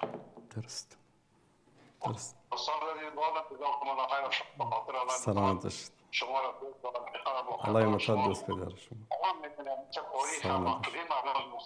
مردم میسازیم هر کاش که میگم یک سه چهار نکنم یکی استاد خاطر به شبسه بود باز اگه اون دعوت میکنه یک چند نفر از مزمون پایش میکنه که کشت میکنه که توی تو کردی او تو کردی نمیمونه که در این راستایی سوال ثابت قلم داره و بعدم از علای مطال و شما و جمله موحدینی که در راه دعوت قرآن و سنت محمد صلی الله علیه و سلم تلاش میکنند و مردم بیدار میکنند دین روافض عقیده صحیح نیست و مردم معرفی میکنه آشنا میکنه مردم بیدار میکنه از این خلق غفلت. علای مطال شما را سرفرازی و دین و دنیا نصیب کرده با والدین شما سلامت باشید. خاصی که دارید علای مطال شما را سازماتی را همین کسایی که واقعا امروز دعوت میکنن واقعا و با قرآن و سنت الله متعال ثابت کنم داشته باشه. از شر دشمنان انسی و جنسی شما را نگاه داشته باشه. آمین. سلامت باشید برادر. زنده باشید. سلامت باشید. علیکم السلام و رحمت الله و برکاته. تشکر از این برادر عزیز. برادر عزیز ذکر اخوان را کردن در اینجا. اخوان مسلمین یک حرکت سیاسی است دوستان عزیز. حرکت‌های سیاسی هستند، حرکت‌های دعوی نیستند، حرکت‌های منهجی نیستند، حرکت‌هایی که بر پایه قرآن و سنت استوار نیستند. و من در اینجا از مؤسسین اخوان، از فداکاران اخوان، از شهدای اخوان، از علمای اخوان، از عزیزانی که الله متعال رحمتش بکنن قربانی دادن در اخوان. بحث ما سر اونا نیست. بحث ما از حزب است، از حزب، یک حزب سیاسی به نام اخوان المسلمین. مواقفشون خاصتا در این سالهای اخیر، تقریبا میشه گفت از 40 سال به این طرف، مواقفشان مواقف منافقانه است. مواقفشان مواقفی است که با دین، با قرآن و با سنت در تضاد است. عملکردشان مانند منافقین است. ما بعضی فکر نکنه که ما اونها را، اشخاص رو منافق میگیم، نه، عملکردشان نفاق عملی دارن. در پنهان یک چیزی میگن، در آشکار یک چیزی میگن، در مواقف سیاسی یک چیزی میگن، در درسهای خاصشون دیگه چیز میگن. و متاسفانه احزابی که بر اساس اهداف سیاسی تأسیس میشن، به خاطر رسیدن به قدرت، به خاطر رسیدن به اهداف سیاسی، حاضرن که دین، قرآن، سنت، ارزش‌ها، اصول، ثوابت، همه چیز رو فدا بکنن. به خاطر همین نفاق عملی که اینها دارند، حرکت اخوان المسلمین، متاسفانه بعد از این همه قربانی، این همه زندانی، این همه شهدا و این همه فداکارانی که در این حزب بودن و در این حرکت بودن، و اکثرشان میشه گفت بیش از 99% اینها نمیدانن از تصامیم پنهانی که سیاسیون حزب میگیرن و در پشت درهای بسته گرفته میشه، اینها خبر ندارن. شما الان مثلا در شهرتون ببینید، یکی از نماینده یا ممثل اخوان است، با یک تعداد اندکی هفته یک روز اینا جلسات خاص دارن که عامه مردم خبر نیستن که اینا در این جلساتشان چی میگن، چه تصمیم میگیرن، اصلا روی چه مسائلی در اونجا بحث میکنن. دین اسلام دین پنهانکاری نیست. هر چه دارید بیاید آشکارا به مردم بگویید. اما با وجود همه فداکاری هایی که از اعضای این حرکت بوده در طول این 70-80 سال اخیر، چرا اینها در هیچ جا نتونستن به قدرت برسن؟ در مصر شکست خوردن، در اردن شکست خوردن، در سوریه شکست خوردن، در عراق شکست خوردن، در کشورهای شمال آفریقا شکست خوردن، در افغانستان شکست خوردن، در پاکستان شکست خوردن، در ایران شکست خوردن، در هر کشوری، در هر جایی در کنار ظالمین و مستبدین قرار گرفتن. اخوان عراق اومد با آمریکا و با همین روافض دستش یک کرد، عراق رو تسلیم کرد به ایران و آمریکا. آخر چی شد؟ طارق قاشمی رهبر اخوانیای عراق در به در خاک به سر امروز همه چیزشون از دستشون رفت. علما کشته شدن، دعوتگرانشون کشته شدن، فراری شدن، رفتن همشون.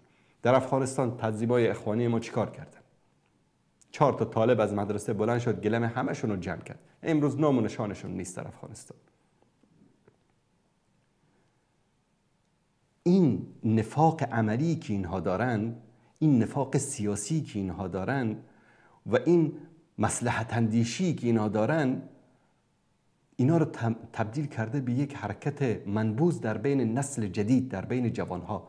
یک نسلی هست که متعهد هستن، نمیدونم بیعت کردن، فلان کردن، اما نسل جدید از اینا متنفرن به خاطر عملکردهایشان. به طور مثال شما ببینید، دوستان عزیز نشون بدن، این صفحه رسمی اخوان المسلمین است. این سمت راستش میبینید الاخوان المسلمین، صفحه رسمیشون است، ikhwan.site. خب این صفحه رسمیشون است. بیانیه صادر میکنه. در این بیانیه طرفداری رسمی و علنی و همه جانبه از ایران. صهیب عبدالمقصود المتحدث الاعلامی به اسم جماعت الاخوان المسلمین. صهیب عبدالمقصود سخنگوی رسمی جماعت اخوان المسلمین بیانیه صادر میکنه. درست؟ همه بهبه و چهچه کردن. اخوانیای افغانستان هم گرفتن این بیانیه رو در صفحه هاشون نشر کردن. چند ساعت بعد این صفحه سوریه است، خبرگزاری سوریه. الاخوان المسلمین فی سوریه تعلن تبرعها من بیان جماعه الداعم للایران. اخوان المسلمین در سوریه اعلان میکنن که ما از بیانیه جماعت اخوان المسلمین که در آن از ایران طرفداری کرده اعلان براءت میکنیم.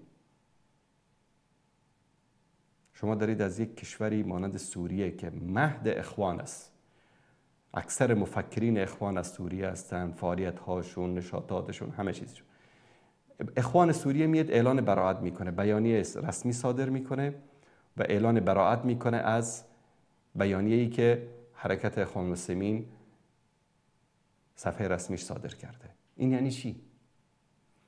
یعنی که این حرکت که با یک شعار مقدس، با یک اهداف مقدس آغاز شد، امروز بازیچه دست انسان‌های فرصت طلب، نادان، جاهل و انسان‌هایی که به خاطر مصلحت از زندگیشون دست اونها قرار گرفته و این همه قربانی که این حرکت در طول 8 دهه گذشته داده همه رو زیر پا کردن. چی در کنار حکومت رافضی قرار گرفتن، در حالی که آیا اولاتر نبود که این طرف سومی که امت اسلامی رو جمع بکنه و به عنوان یک هویت اسلامی، به هویت سنی تحت چترش همه امت جمع بشن، میاد چیکار میکنه؟ در کنار روافض وای میسته. خب این احمقها، با عرض معذرت، این احمقها از کشتار اعضای اخوان المسلمین در یمن بیخبرن که به مجردی که حوثی‌ها به قدرت رسیدن بیش از 1000 نفر از کوادر اخوان المسلمین رو در یمن قتل عام کردن. یعنی فکر میکنن روافض به اینها رحم میکنه با بیانیه صادر کردنشون. چقدر احمقن اینها، چقدر بی‌هویتن اینها. یکی دیگر از سران اینها، رهبران اینها، و من دوست نداشتم اینها رو پخش بکنم، اصلا ذکری از نام اینها بکنم، اما با این مواقفشون انسان رو مجبور میکنن. مثلا یکی از سران اخوان در افغانستان دکتر فضل‌عادی وزین است. این توییتش رو شما نگاه کنید در توییتر چی میگه. جنگ و تجاوز ایران علیه فلسطین و جنگ و تجاوز اسرائیل علیه فلسطین و ایران ثابت کرد که بسیاری از سکولارها، لیبرالها، چپگراها به مراتب با وجدانتر، با شهامتتر و با عقلتر از به اصطلاح متدینان و ریش درازانی هستند که زیر نام شیخ، موحد، سنی و سلفی از اسرائیل و صهیونیسم مستقیم و غیر مستقیم دفاع و حمایت می‌کنند. اینجا بزرگترین دروغ این است که شیخ و موحد و سنی و سلفی از اسرائیل مستقیم یا غیر مستقیم حمایت میکنه. اینقدر که همین موحدین و همین سلفی ها و همین شیوخ و ماها که حالا گوشی حرفتون متوجه ما هست، چون در یک جلسه روبرو نشسته بودیم همین پارسال قبل از اینکه سلام علیک بشه. من میشناسم ایشون رو، بارها ملاقات کردیم در مدینه، دفتر ما آمدن، بارها ملاقات کردیم. 2 سال پیش در یک مجلسی باشون ملاقات کردیم. اولین حرفش این بود شما چرا دارید بر علیه شیعه گپ میزنید؟ یعنی انسان به این اندازه بیخبر باشه، به این اندازه غافل باشه از آل امت اسلامی و اسم خودش هم دکتر بگذاره. من چی این دکترها رو اینا در کجا میگیرن؟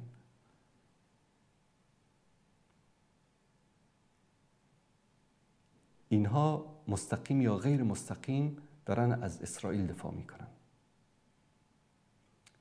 از نیات مردم هم جناب دکتر خبر دارن. بعد در فیسبوک چی نوشتن؟ در نبرد حق و باطل، حق و باطل، ایران حق است و اسرائیل باطل است و جنگ مظلوم با ظالم، بی‌طرفی و تذبذب منافی ایمان و مصادم با اسلام است. تکفیر، اینا باز میگن که ما تکفیری نیستیم، ما ضد تکفیری هستیم. باور کنید اینا به خاطر حزبشون، به خاطر مصالح سیاسیشون از اینا کرده متشدد و تکفیری شما پیدا نمی کنید. اهل نفاق و به تعبیر قرآن افراد فی قلوبهم مرض، از حق و اهل حق و از مظلوم در برابر ظالم حمایت نمی کنن. کسی که امروز کنار ولایت فقیه باداران جناب وزیر صاحب نه ایستاد، اینها چی میشن؟ فی قلوبهم مرض، در قلبهایشان مرض است. همین جناب وزیر صاحب به خاطر مصالح سیاسی حکومت دست نشانده آمریکا را در افغانستان، اشغال افغانستان را توسط آمریکا به رسمیت شناخت، رفت کابل، حزب در اونجا باز کردن، جلسات در اونجا داشتن، رفت آمد در اونجا داشتن و از او حکومت حمایت میکردن. حمایت مگه چی است؟ همین که میرفتی اونجا برایش گپ نمیزدی، سیایی لشکرشان بودی، حمایت بود. اینجا جناب وزیر صاحب از جمله کسانی که فی قلوبهم مرض هستن قرار نمیگیرن. چرا؟ چون حکومت کرزی خلافت عمری بود و نیروهای آمریکا و نیروهای ناتو هم که در افغانستان آمده بودن، اینها به اصطلاح لشکریان حضرت علی و حضرت عمر و حضرت عثمان بودن که اینها مدینه رو به خاطر خلیفه مسلمان ها آماده کرده بودن. بعد از اون دیدن که به نان و نوایی نمیرسند، در انتخابات در کنار حکمتیار ایستاد،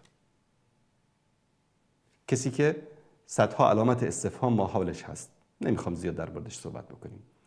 اومدن معاون رئیس جمهور شدن در انتخابات ریاست جمهوری که آقای حکمتیار خودش رو به عنوان کاندید ریاست جمهوری برگزیده بود. در انتخابات هم شرکت کردن، 1% آرا هم نیاوردن. بعد از اون چیکار کرد امی آقای جناب دکتر وزین که امروز بقیه رو میگه فی قلوبهم مرض؟ رفتن با فاروق وردک، با عابد، البته مولانا عابد نه، با یک عابد دیگری، با 4 تا 5 تا سیکولار دزده که دزدیاشون از وزارت تعلیم و تربیه، دزدیاشون فاروق وردک، دزدیاشون از وزارت تعلیم و تربیه، دزدیاشون از حق مردم، دزدیاشون از خزانه دولت، حالا هر دولتی که بود، حق مردم رو دزدی کرده بودن. در کنار فساق و فجار و منافقین اینها رفتن حزب تشکیل دادن به نام همبستگی ملی بود، چی بود، یک حزبی تشکیل دادن. اساسنامه همین حزب رو جناب آقای وزین نوشتن. اون روز اینا از جمله کسانی که فی قلوبهم مرض بود نبودن. وطنت اشغال، 40 کشور ناتو آمده به خواهران تجاوز میشه، به مردان کشورت در بگرام به ترجمانای افغانی تجاوز میشه، کشورت زیر اشغال و تو میری در اونجا حزب سیاسی تشکیل میدی. بعد از اینکه در انتخابات ریاست جمهوری شکست میخوری، حزب سیاسی تشکیل میدی، وارد پارلمان میخوای بشی، حزب تو رسما در اونجا ثبت میکنی و تو از جمله کسانی که فی قلوبهم مرض هستن نیستی. من نمیدونم این ولا و برا رو جناب دکتر مطالعه کردید؟ معنی لا اله الا الله رو خواندید؟ فهمیدید؟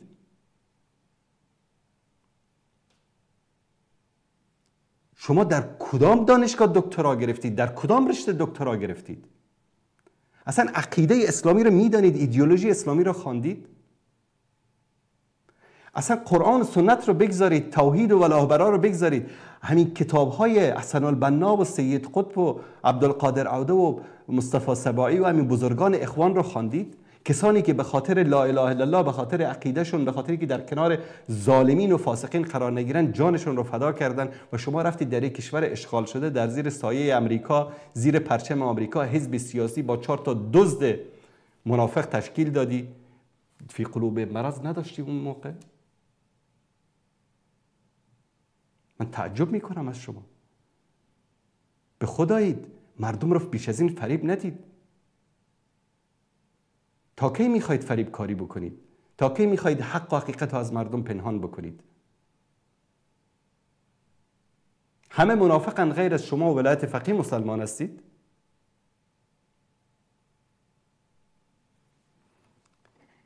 بعد در ادامه چی میگه؟ از حق و اهل حق و از مظلوم در برابر ظالم حمایت نمیکنن و یا با منافقت در کنار باطل می ایستند و با لهجه و لحن منافقانه جبهه حق را تضعیف میکنن. جبهه حق، ما لکم کیف تحکمون؟ کدام حق؟ به تعبیر قرآن کریم هم العدو فاحذرهم، یعنی همین منافقان دشمنان حقیقی هستند، از آنها برحذر باشید. شما فکر بکنید دکتر ما، فهمیده ما، یک انسان آکادمی ما که اگر پیششان بشینید دانای عالم هستن، اینا این است عقلش، فکرش، حکمش، فتواش، تکفیر عموم مسلمان ها. اگر خواهر، مادر، همسر، دختر جناب وزین صاحب و امثال وزین صاحب که امروز دفاع میکنند از حکومت رافضه‌گری، در سوریه مورد تجاوز سپاه پاسداران قرار می گرفتن، در عراق مورد تجاوز سپاه پاسداران قرار می گرفتن، بازم همین حرف رو می زدن. امروز وقتی اخوان المسلمین سوریه که بیدار شدن، دشمن رو شناختن، بیانیه تنظیمشان رو، حزبشان رو رد می کنن، چون با چشم سرشون دیدن. ما یک زنی داریم همسایمون، یک زن بیوه‌ای هست، شوهرش از اعضای اخوان المسلمین در سوریه به همراه پسر بزرگش که یک روزی گریه میکرد، میگفت اگر امروز زنده میبود شاید 28 سال 27 سالش بود، از خونه خارج میشن، میبرن اینها را همین ملیشه‌های سپاه پاسداران ایران، تا امروز زنده و مردهشون گم است. این زن 4-5 فرزند دیگرش رو به چه سختی و مشکلات بزرگ کرده. این منافق است؟ اینایی که امروز از این رژیم جنایتکار در ایران دفاع میکنن، اگر به نوامیسشون تجاوز میکردن فرماندهان سپاه، اگر به خواهرشون، مادرشون، همسرشون، جنایتکاران سپاه تجاوز میکردن، این حرف رو نمیزدن. امروز در کنار اینها قرار نمیگرفتن. ما که با ملت ایران مشکل نداریم، با سرزمین ایران هم مشکل نداریم، اما با جنایتکارانی که به نوامیس امت اسلامی تجاوز کردن، بیش از 2 میلیون مسلمان رو در عراق و سوریه قتل عام کردن و این انسان‌های بی هویت، بی عقیده و بی ایدئولوژی و بی هدف میان میگن شما چون که از ایران دفاع نکنید شما همتون منافقید. اینا اصلا مسلمانای سچه و واقعی، این اسلام خالص اینها. ننگ باد، شرم باد بر این انسان‌های بی هویت.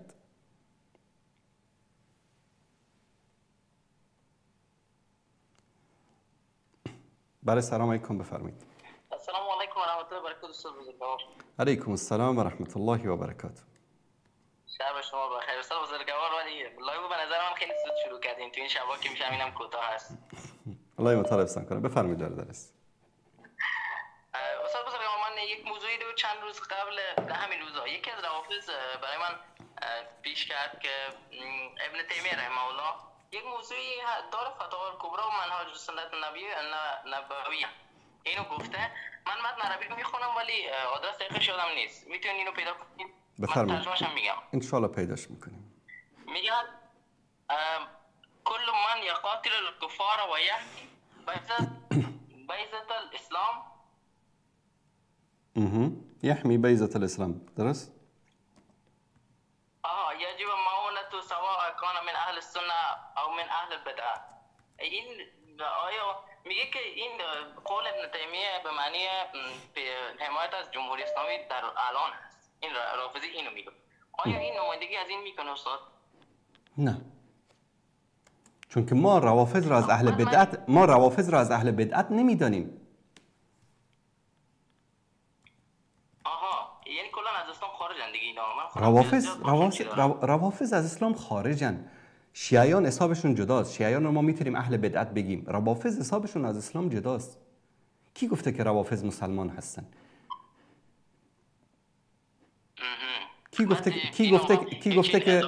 کی گفته که روافض مسلمان هستن؟ شما حنفی هستید؟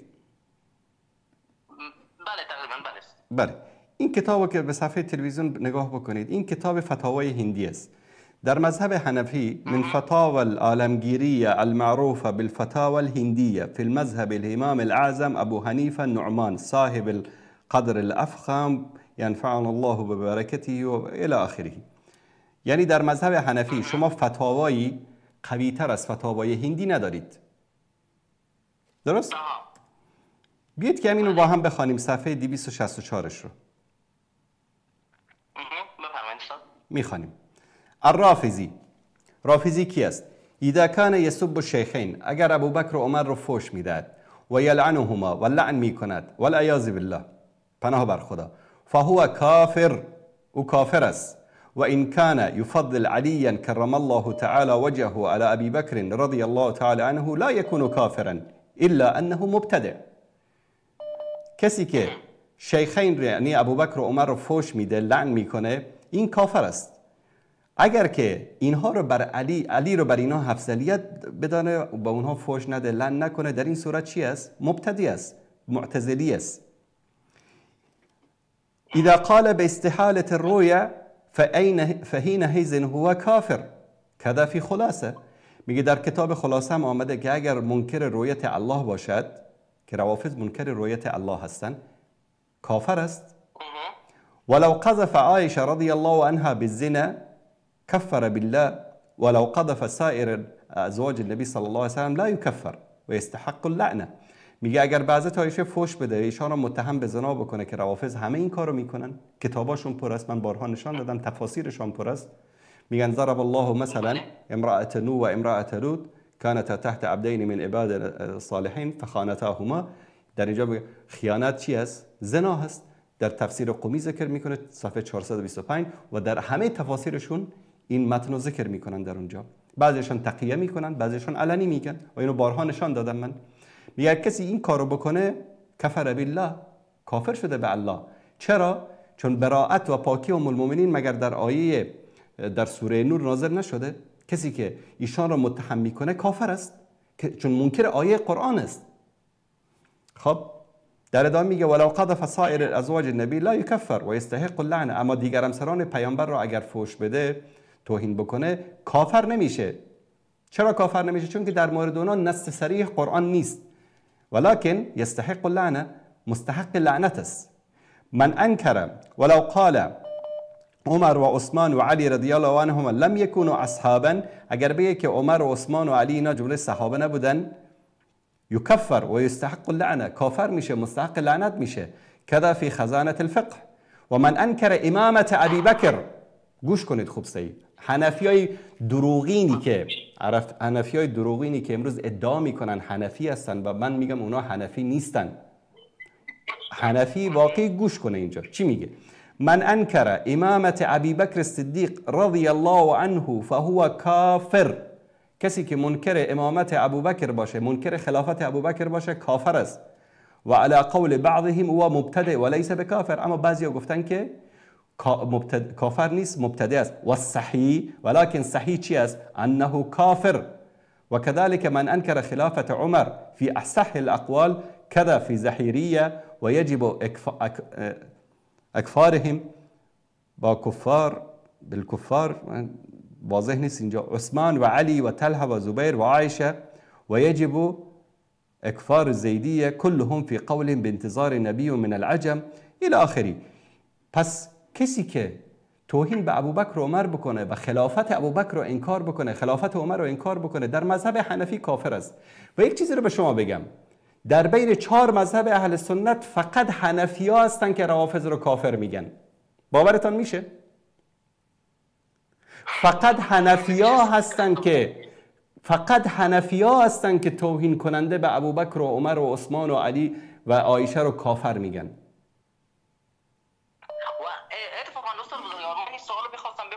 شما خودتون توضیح دادن، خیلی ممنون. اینو حتما کلیپ میکنم، 100% نشونشون میدم. من چند تا اطرافیانم خودم حنفی هستم اما متعصبانه به این مذهب نمیدم که نه همین امام اعظم بوده و دیگه همش هیچ.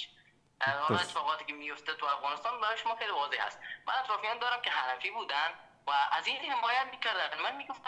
من گفتم این سوالو من واضح کنم، یک بار که شما خیلی واضح کردین که استاد اگه امروز امام اعظم رحمه الله حیات بود با همین علمیت آیا حمایت از روافض میکرد یا نمیکرد؟ اما با این چیزی که شما نشون دادید 100% که نمیکرد. به خاطر که حنفی‌ها پیروان شستاد خیلی متعصبانه. برادر عزیز عقیده طحاویه شرح فقه اکبر عقیده احناف هست یا نیست؟ بله. خب ابن ابوالعز حنفی اینو شرح کرده. در صفحه 738 چی میگه؟ با هم میخوانیم. وقال الشيخ رحمه الله فقد برئ من النفاق لأن اصل رافضگری انما احدثه منافق زنديق. اصل رافضگری را یک منافق زندیق تأسیس کرده است. قصده ابطال دین اسلام، که هدفش باطل کردن دین اسلام است. والقدح في الرسول صلی الله علیه و سلم، و طعن وارد کردن بر پیامبر صلی الله علیه و آله و سلم است. كما ذكر ذلك العلماء، چنان که علما این رو ذکر کردن. خب اینا رو من کلیپ میکنم، اینا رو میسازم میفرستم. و یک موضوع دیگه جناب استاد اگه چیزی مونده بفرمایید استاد بزرگوار. خواهش میکنم بفرمایید، شما خیلی کوتاه اگر مطلب دیگری هم دارید بفرمایید. حتما استاد بزرگوار. یکی از دوستان اتفاقا همین دیشب باهاش روبرو شدم و این موضوع خیلی جالب برام مطرح کرد. گفت ببین اگر اسرائیل یهود پیروز بشه کسی دیگه در مقابلش نیست که ایستادگی بکنه، اما اگر جمهوری اسلامی دو در این جنگ کسی که همین حرف رو میزنه برادر عزیز، کسی که همین حرف رو میزنه بهش بگو خیلی معذرت میخوام، بگو اینایی که در غزه 2 سال از مقاومت میکنن شوهر خواهر تو هستن. 10 آدم باز نکنید دیگه شما رو به خدا. بگو اینایی که در غزه 2 سال دارن مقاومت میکنن اینا شیعه هستن، رافضی هستن، سربازای خمینی هستن، سربازای خامنه‌ای هستن، سپاه پاسداران هستن. تو استغفرالله. یک موضوع کوتاهی دیگه هم بیان میگم استاد بزرگوار، من حضورتون مرخص میشه. استاد من یک جایی خونده بودم میگه وقتی که دجال میاد یک لشکری داره 70,000 نفری از یهودیان اصفهان که تو بدنشون یعنی تلیسان پوشیدن. تلیسان شاید شما بهتر از من علمیت داشته باشید. این موضوع راست هست یا نیست؟ بله دقیقاً راست است. هیچ ربطی داره استاد یا نه؟ امکان داره ربط داشته باشه، اما ظهور دجال و علائمش تا هنوز اون علائم کبراش ظاهر نشده. اما اینکه از اهل اصفهان 70,000 نفر جز لشکر دجال خواهند بود این یک واقعیت است. بله. آها درست. تشکر از جناب استاد، خیلی ممنون وقتتون رو گذاشتین. من ان شاء الله اینا رو حتما کلیپ میکنم. خیلی سپاسگزارم از شما، دست شما در نکنه. خدا شما رو عمر پر برکت و بیشتر نصیب کنه. حضورتون مرخص میشم استاد بزرگوار. السلام علیکم و رحمت الله و برکاته. علیکم السلام و رحمت الله و برکاته. به طور مثال دوستان عزیز، یعنی من نمیدونم بعضیا به دروغ میان ادعای حنفیت میکنن. مثلا این کتاب اصول سرخسی است، یکی از کتب معروف اصول هست در مذهب امام ابو حنیفه. در جزء دوم صفحه 134 و رسول الله صلی الله علیه و سلم وصفهم بانهم خیر الناس، میگه در مورد صحابه میگه که محمد رسول الله والذین معه، محمد صلی الله علیه و سلم وصفهم بانهم خیر الناس، صحابه رو گفتین بهترین مردمان هستن. خیر الناس قرنی الذین انا فیهم، بهترین مردم همان قرنی هستن یا همون نسلی هستن که من در بین اونها هستم، یعنی صحابه. و الشریعه انما بلغتنا بنقلهم، دین توسط امونها به ما رسیده است. فمن طعن فیهم، کسی که در اونها طعن وارد میکنه، فهو ملحد است، منابذ للاسلام، دشمن اسلام است.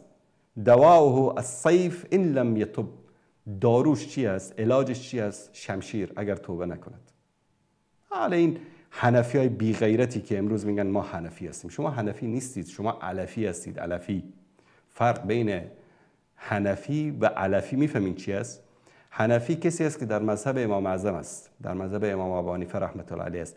علفی کسی است که هر وقت که حکومت ایران براش علف ریخت، یونجه و چی میگید در افغانستان، یونجه را چی میگن به افغانستان دوستان اگر بگن یک نوع علف مخصوصی است که به گاو میدن. هر وقت حکومت ایران برای اینها علف ریخت، بعد اینا برای حکومت ایران بانگ میزنن، برای آخوندا بانگ میزنن. اینا علفی هستن، علفی با عین، علفی. حنفی نیستن. حنفی کسی است که در مذهب رشقه، آفرین، شفتل میگن، رشقه میگن در افغانستان. بله اینا علفی هستن. اینایی که امروز در مسئله مذهب چی شد، از اینا که در حنفی تر کسی پیدا نمیشه. بعد از اون چی میگن؟ ما حنفی هستیم. اون گپ مسئله شیعه و روافض که مطرح شد، حکومت ولایت فقیه که مطرح شد، چون مصدر علف از اونجاست اینا میشن علفی. یکیشون گرچه من نمیخواستم ذکری ازش بکنم، دوستان عزیز این تصویر رو نشان بدن. ایرم آمده در اینجا چی گفته؟ اینجا کسی که خوشحالی بکنه از حمله اسرائیل به ایران، این خلاصه کافر است و منافق است. تکفیری حنفی برای اولین بار من دیدم. بعد در یک جای دیگه امروز آمده چیکار کرده؟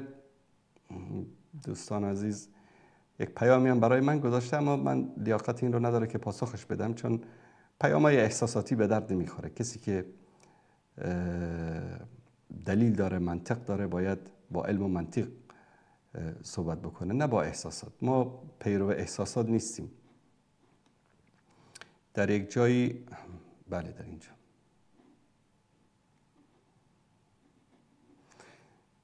در اینجا چه نوشته؟ جایز نیست برای هیچ مسلمانی که کافران را بر ضد مسلمانان یاری دهد، حتی اگر آن مسلمان از اهل بدعت باشد، تا زمانی که آنان به دو شهادت، یعنی اشهد ان لا اله الا الله و اشهد ان محمد رسول الله، اقرار نماید و نماز میخواند. در حکم مسلمانند، پس همکاری با کافران علیه آنان خیانت به دین است و خداوند متعال میفرماید و هر کس از شما با آنان کافران دوستی کند، بیگمان او نیز از آنان است. روافض رو کی گفته که اینها مسلمان هستن؟ اولا برادر، تو اول بیا برادری تو ثابت بکن، بعد از اون طلب ارث بکن. هنوز برادریتان ثابت نشده تو طلب ارث میکنی برای اونها. این عجب. بعد چی گفته؟ منبر رد المختار علی در المختار ابن عابدین، جلد 4. این فرق بین روافض و اهل بدعت رو نمیدانه. بعد پیام نوشته برای من طولانی که نصیحت بفرمایید. برادر عزیز، برو که مطالعه بکن در مذهب حنفی، ببین که امینایی که امروز در رأس این نظام هستن که الله سبحانه و تعالی اینا به جزایشون رسوند، اینا کیا هستن؟ ثانیاً من تعجب میکنم از حال مسلمانانی که بلند میشن میگن که آقا اینها برادران ما هستن، اینها برادران مسلمان هستن. اونا تو رو به برادری قبول نمیکنن. اونها تو رو به برادری قبول نمیکنن. تو یعنی چرا کاسه داغ‌تر از آش میشی؟ من این رو برای شما بیارم که در مورد ما اونها چی فکر میکنن و متاسفانه ما چی فکر میکنیم.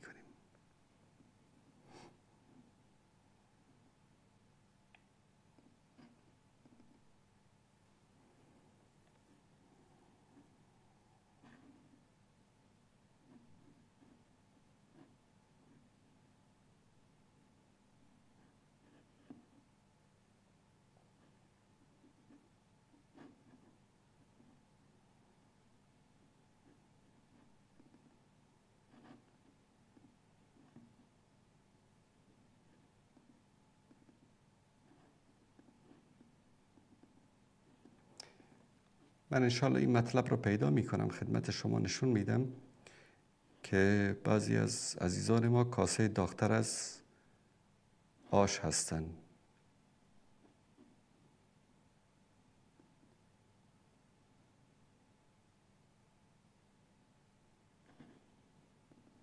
انشالله که اینجا باشه.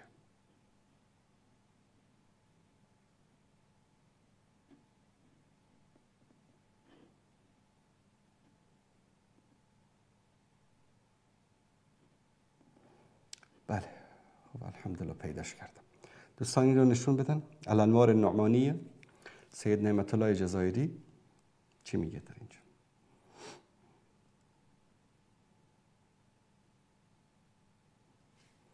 در صفحه 243 اینجا چی میگه؟ بعد از یک بحث طولانی در مورد اهل سنت و شیعه میاد چی کار میکنه؟ میگه بعد از این بحث نتیجه چی است؟ حاصله ان که ما شیعیان لم نجتمع معهم، ما با اونها در هیچ چیزی وحدت نداریم، یکی نیستیم. علی اله، نبر خدا، خدای ما و اونها یکی نیست. این سید نعمت الله جزایری است. خب میگه خدای ما و آنها یکی نیست. ولا علی النبی، پیغمبر ما و آنها یکی نیست. ولا علی امام ما و آنها یکی نیست. و ذالک، چرا؟ دلیلشو میگه. انهم یقولون، آنها میگویند ان ربهم هو الذي كان محمد صلی الله علیه و آله و سلم نبیه و خلیفته بعده ابو بکر. چرا که سنی ها میگن که خدای آنها خدایی است که پیغمبرش محمد بعد از خودش خلیفش ابو بکر است. و نحن و ما شیعیان لا نقول بهذا الرب، ما به این خدا اعتقاد نداریم. ولا بذلك النبی، و به این پیامبر هم اعتقاد نداریم. بل نقول، بلکه میگوییم ان الرب الذي خلیفة نبی ابوبکر لیس ربنا. میگه اگر خدایی که خلیفه پیغمبرش ابوبکر باشد، این خدا خدای ما نیست. ولا ذلك النبی نبینا، و نه اون پیامبر ماست. و وجه الاخر لكن جواب عن جواز اللعن المتخلفین بل هو دال على وجوب اللعن. بعضی پرسان میکنن که نظر در مورد لعن اونها چی است؟ میگیم بلکه لعن کردنشان واجب است. استوانه دین تشیع سید نعمت الله جزایری میاد میگه که نه اون خدا خدای ماست، نه اون پیغمبر ماست، ما قبول اصلا نداریم این رو. بعد آقا بلند میشه چی میگه؟ میگه که نه، اینها برادران مسلمان ما هستن که امروز ما باید در کنارشون بایستیم. بعد شاید بگن خب این تعالی کسی بوده در تاریخ این چیز رو گفته، اما شاید عموم شیعیان به این اعتقاد نداشته باشن. من همینجا آنلاین براتون یک چیز رو سرچ بکنم دوستان عزیز.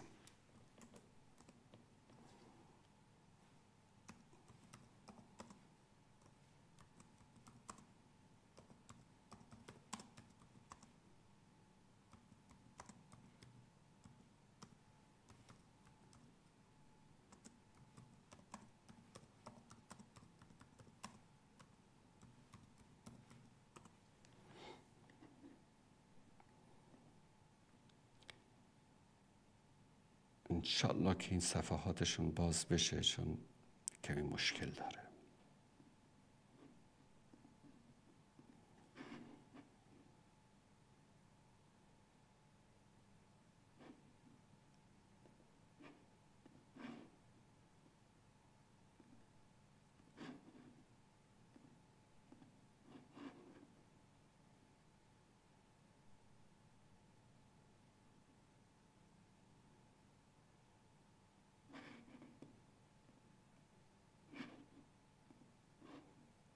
خب الحمدلله باز شد. این سایت خامنه ای است دوستان عزیز. سایت خامنه ای است، آنلاین براتون سرچ کردم همینجا. کتابی رو که خدمتتون نشون دادم، بعضیا چی میگن؟ نه این نظریه بعضیاست، نظریه همه که نیست. نویسنده کتاب کی بود؟ سید نعمت الله جزایری، الانوار النعمانیه. آقای خامنه ای در مورد ایشون چی میگه؟ حضرت آیت الله خامنه‌ای رهبر معظم انقلاب اسلامی در پیام به کنگره بزرگداشت علامه سید نعمت الله جزایری با تجدید از مقام علمی و ادبی این عالم بزرگوار بر تبحر و احاطه ایشان بر احادیث شیعی با نگاه دقیق فقهی تاکید کردند و افزودند تجلیل از مرحوم سید نعمت الله جزایری در واقع تجلیل از علم و معارف الهیه است. متن پیامشون مرحوم سید نعمت الله محدث، خبیر، متوسط در کتاب‌های اخبار بوده، ادیب بوده، خیلی تعریف و تمجید بزرگ از ایشان. بعد یک گوساله سنی میاد چی میگه؟ اینا برادران ما هستن. کدوم برادری؟ اون اصلا تو رو قبول نداره، خدای تو رو قبول نداره، پیغمبر تو رو قبول نداره.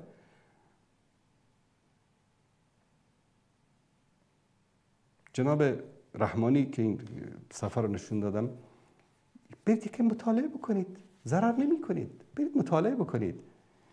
ثانیاً در جایی که تخصص ندارید با عاطفه و با احساسات فتوا ندید، مردم رو تکفیر نکنید.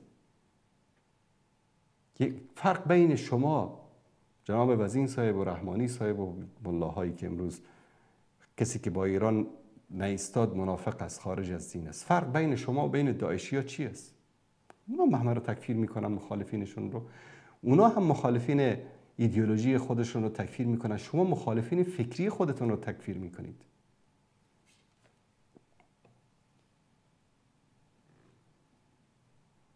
بیننده گرامی سلام علیکم، بفرمایید. بیننده گرامی بفرمایید. علیکم السلام و رحمت الله. سلام عزیز، مردم ما خواب هستن. می عقاید شیعه است که میگه وقتی که ما عربستان رو بگیریم، حضرت ابوبکر و عمر و حضرت عایشه را از قبر بیرون میاریم، سرشان مچون کارهای بسیار اشتباه میکنن. مردم ما شما خواب هستن، این چیزا را نمیبین. نصیحت به مردم ما شما فایده ندارد تا که سر خودشان بیاین. کسی که سر ناموس رسول الله غیرت نداره، سر ناموس خودم غیرت نداره. امیر حافظ کم دشنام میته، کم توهین میکنم. الله المستعان. الله تشکر استاد عزیز. تشکر از شما. تشکر از شما.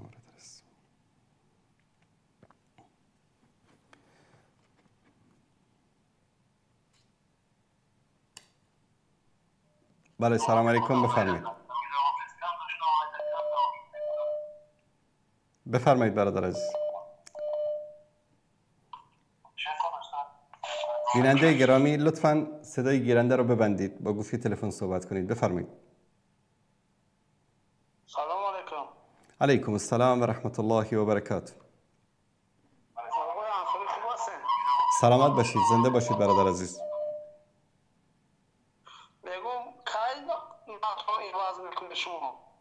بله؟ نام جدید. حرفی برای گفتن دارید برادر عزیز؟ بفرمایید. اگر مطلبی گفتن دارید بفرمایید. از منبر گفتن که اگر اسرائیل قاطع ایران جنگ کنه من نام معلش میکنم. در کجا گفتن؟ در کجا گفتن؟ بفرمایید بیارید. در کجا گفتن؟ صدای منو پخش بکنید. پخش کنید. در کجا گفتن؟ پخش کنیم اگر ایواز میکنم تا. بله شما پخش بکنید.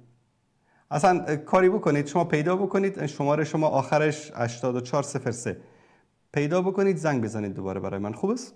بله. تشکر. من در یوتیوب میمونم شما هم نفقین دنیا مثل محمد ابن صدردین و بدین کبری. شما از نام شما کی اجازه داده که اینو اسلام گفت زنین ما حیرانشم. یک لحظه شما رو کی اجازه داده که اصلا ما رو مانع شوید که در مورد اسلام گپ بزنید؟ شما سر پیاز، تن پیاز، نوش پیاز، شما چی کاره اید؟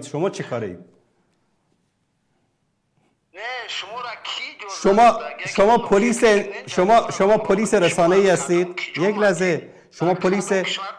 لحظه به تو چی که در کدام کشور قرار دارید؟ سر صدا نکن، گوش کن. شما پلیس اینترنت هستید، شما پلیس میدیا هستید، شما چی کاره اید؟ سننه شما کی هستید اصلا؟ من اسدالله علی هستم. چی؟ اسدالله علی در یوتیوب زنه باید. هر کسی که باشی به تو چی اصلا؟ ما باید از شما اجازه بگیریم. یک لحظه ما باید از شما اجازه بگیریم که در کجا چی بگیم؟ اسلام استفاده برای جمعه که فریفته شما نشید. تشکر، پیام شما رسید. گفتنی دیگه هم دارید؟ حالا اجازه است که ما برنامه داشته باشیم؟ حالا اجازه است ما اجازه است برنامه داشته باشیم؟ ما اجازه است که برنامه داشته باشیم؟ شما اجازه میدید؟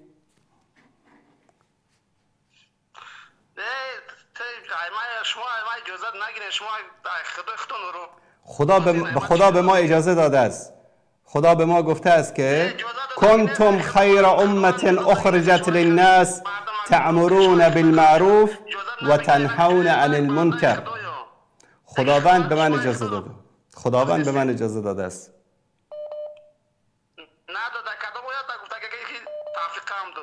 خداوند گفته که حق رو برای مردم بیان بکن.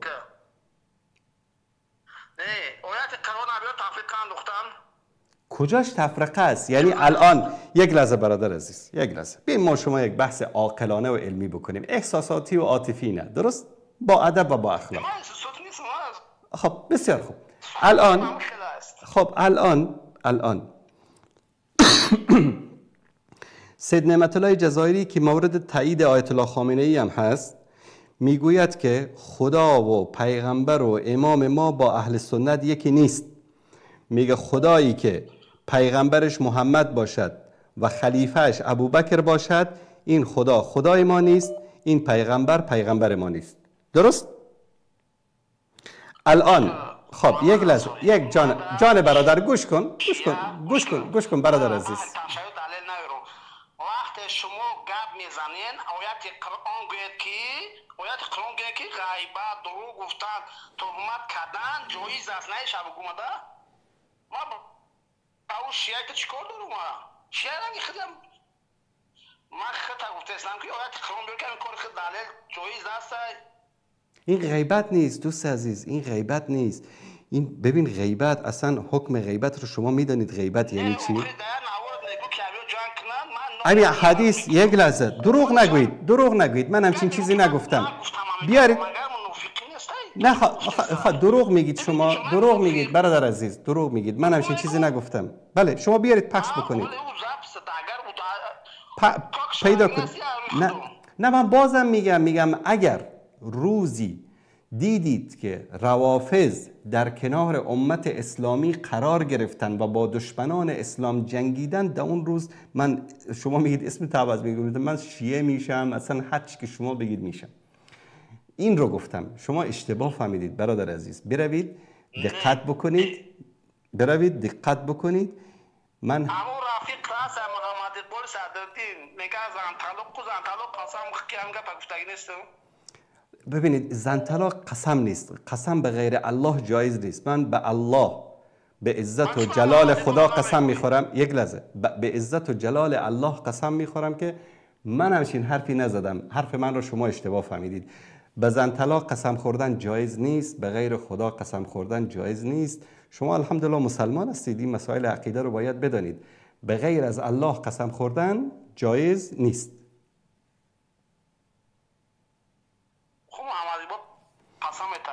خب محمد اقبال پیغمبر که نیست. رفیق شماست، نه کی گفته رفیق و همسنگر من هست؟ کی گفته؟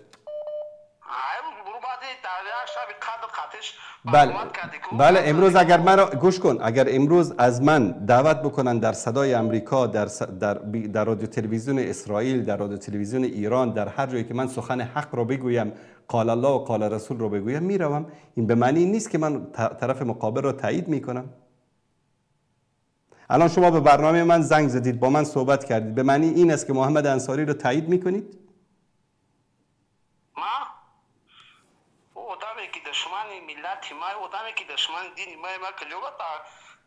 دین شما مگر چی است؟ یک لحظه تکفیری شده که داعشی شدی دوست عزیزاری، میخوای مردم رو تکفیر میگی شما. حالا میگی مسلمان نیستی. یک لحظه میگی مسلمان نیستی یعنی چی؟ یعنی کافر هستی؟ خب تکفیری شدن نیست چی است؟ تکفیری شاه خودم نداره.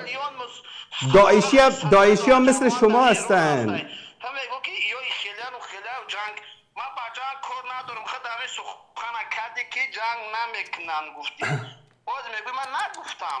بیارید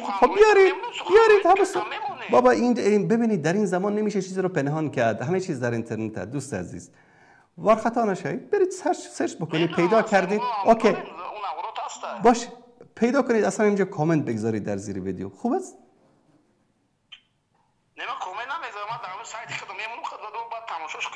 خب من بیکار نیستم والا، هر سایت هر عجق وجق رو نگاه بکنم دوست عزیز. تشکر از شما، تشکر.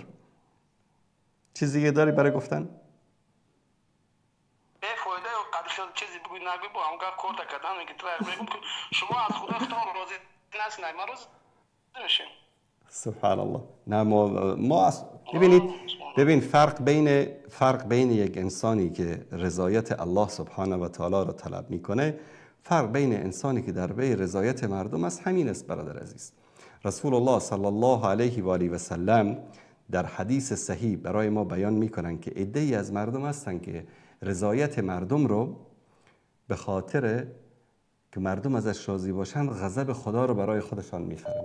این حدیث رو مادرمان محبوبه رسول الله صلی الله علیه و آله و سلم عایشه صدیقه رضی الله تعالی عنها و لعنت الله بر کسانی که به ایشان تهمت میزنن در حدیث صحیح میگویند که سمعت رسول الله صلی الله علیه و سلم یقول من التمس رضا الله بسخط الناس کفاه الله مؤنة الناس و من التمس رضا الناس بسخط الله وکله الله الى الناس. کسی که رضایت الله را با دشمنی و ناراحتی مردم میخرد، الله سبحانه و تعالی رو حفظ میکند از مردم، و کسی که رضایت مردم رو با غضب الله میخرد. بذار مردم از من راضی باشن. بعضی از دعوتگرا ملای ما امروز هستن به خاطر لایک، به خاطر کامنت. یکی دیروز چند روز پیش برای من نوشته استاد میگه این حرفایی که تو میذاری ببین 99% مردم میگه کامنت مخالف گذاشتن. گفتم بگذارن، رضایت الله مهم است، رضایت مردم مهم نیست. من اینجا بیام حرف باطل رو بزنم که مردم همه بگن لایک، آفرین انصاری، خوب حرف خوب زدی، لکن الله از من ناراحت باشه؟ نه والله، بذار که 100% مردم از من ناراحت باشه. رضایت الله مهم است. چرا؟ چون در حدیث دیگری رسول الله صلی الله علیه و سلم بسیار جالب و زیبا میگن کسی که رضایت الله را خرید در مقابل نارضایتی مردم، الله سبحانه و تعالی از او راضی می شود و مردم را هم از او راضی می کند در آخر. و کسی که رضایت مردم رو در مقابل غضب الله سبحانه و تعالی خرید، هم الله از او ناراض می شود و در آخر مردم هم او را لعن می کنند. این حقیقت دین است برادر عزیز. حالا شما میخواید ناراضی باش، میخواید راضی باش، برای من به اندازه سر سوزن اهمیت ندارد. آنچه که من فکر میکنم حق است و مسئولیت من هست بازگو میکنم، خواهی پند بگیر خواهی ملال. تشکر از شما برادر. شما مردم تشویق می‌کنید که جهاد میگی، پس شما چرا نمیرین جهاد خودم؟ چرا موج رو عوض کردی برادر عزیز؟ ما ببینید موج رو عوض نکن دوست عزیز. ببین من جهاد ببین اگر ما در میدان جنگ برویم و رسانه ها را خب بگذارید صحبت کنم دوست عزیز. این رحمانوف و شما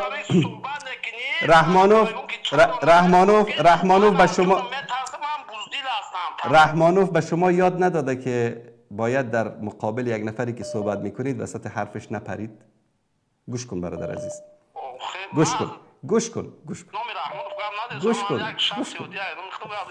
خب گوش کن.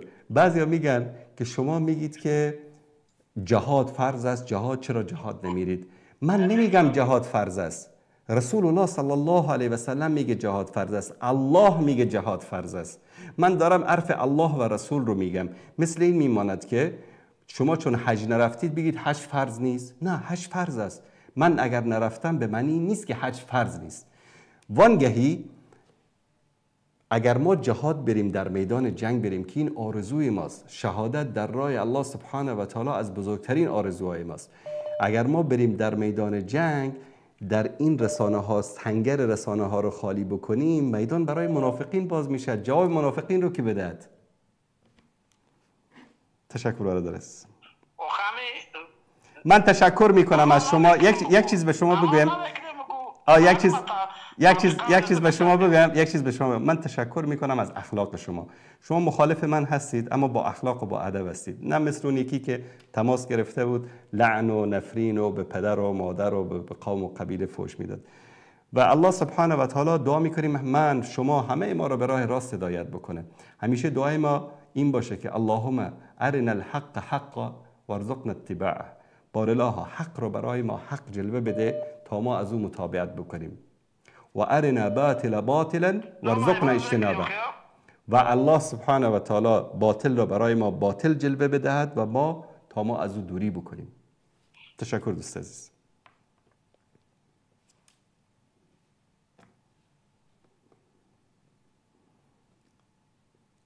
بیننده عزیز سلام علیکم، بفرمایید.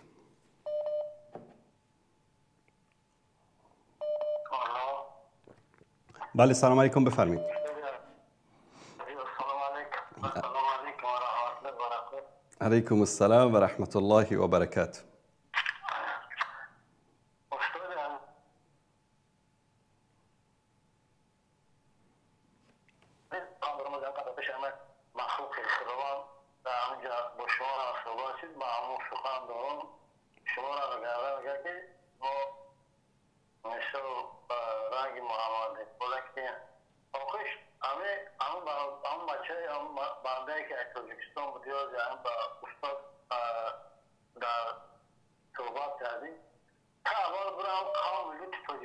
کارخانه شده کاری تو چیه برای استاد شما قدیم استاد نگاه به چال میزنن این تاریخ گفته و تاریخ گفته کاری تو چیه درست خب را مالی را همون خیلی بگو روزه را بخرین خاطر جواب نگه کور را بگو ببرد دافت نکنه که دیگر پاییز نه در درونه روی زمین فرض نگردی دیوانه ای چیست برای دیگر برای تحقیق ششده برای کامنتار شده اومده در اینجا قطعی استاد باخت مناظره کسته همین کارای اولیبای تاجیکستان خوده همه شما اولیبای درباری کرده اون اول این استاد چیه که باید تایی را باید اونجا برای بخرین استاد عزیز استاد پرسم سلامت ناراحت نشده باشه نه بده برای همه درومان همون همون شما بسیار سخت مناسب که شما فلان کتا فلان گام گفتن همون فیزیان همون یهودیان همین حدش برادر سنگی شد سنگی دست و در شغال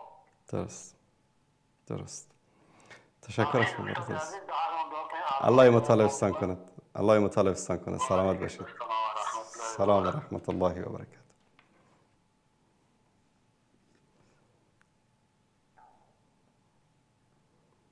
بیننده عزیز سلام علیکم بفرمایید السلام علیکم و رحمت الله و برکاته استاد انصاری علیکم السلام و رحمت الله و برکاته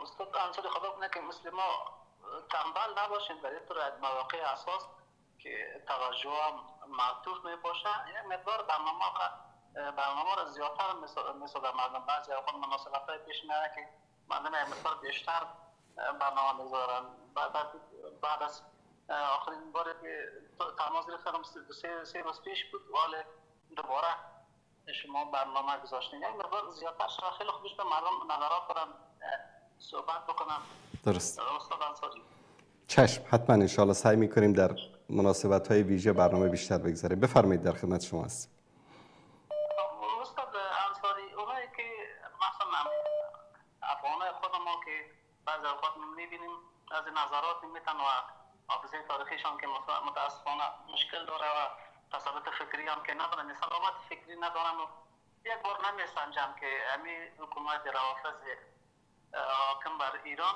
چی کارهایی که با عقیده ما نکردن با سیاست ما نکردن در تجاوزات بیگانه دخیل بودن همکاری کردن کمک کردن تمام این مسائل نمیبینن نه حالا جنگ کفر است نمیفهم جنگ اسلام است اصلا باید ببینیم که جنگ مشرک است با یهود جنگ اسلام در کجا شد گذشته از باید ببینیم هر زمانی که ما با کفر روبرو شدیم روافض در قالب منافق با عبا البته در لباس اسلام با عبا و لباس اینا مسلمان ولی منافق کافر اینا قرار گرفتن در مقابل ما البته با منافقت حالا ببریم که روافض و مشرکین برن تا ما با یهود یا کفر که است مستقیم حساب کتاب بکنیم ما دشمن رو بشناسیم یا یعنی کوشش قرار دادن که ما نمیتونیم دشمن حقیقی رو ببینیم باید که کشورهای اسلامی رو بچار مشکل ساختن یا ساختن روافضی که فعلا حاکم بر ایران هستن اینا ساختن یعنی نگذاشتن هیچ وقت که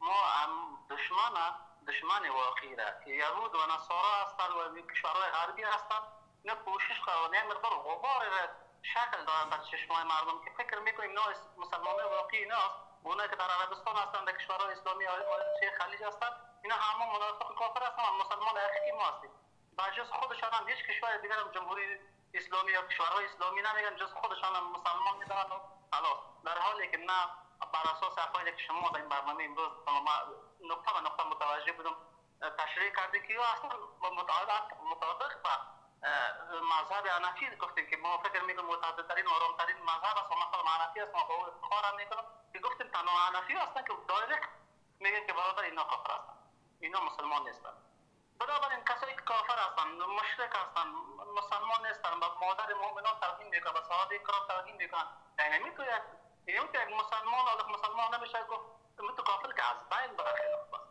بنابراین و این معنی از این رو نمیده که ما این طرف بیایم پس از اسرائیل حمایت بکنیم او هم جنایتکاره چرا هیچ کس یک جای سومی را یک فکر سومی اینا هیچ تعامل نداره یا فکر میکنن که جای سومی وجود نداره یعنی ما باید بخوایم فعلا فکر سوم داشته باشیم نه طرف از این باشیم که مشرک است نه طرف از این باشیم که یهودی است پس ما محدود هستیم یعنی هیچ چی رقم حساب است، چی رقم فکر است، چی رقم عقل است، چی رقم تصادف فکری است، برو پیش دکتر، برو خودت تداوی کن. مشکل فکری داری. اگر اهل مطالعه هستی، اهل تاریخ از ابتدای تاریخ شما اگر استاد انصاری برای ما ثابت کردین که اینمی روافض، اینمی بحث بداهی هاشم در مجموع اینمی برادرها خلاصه.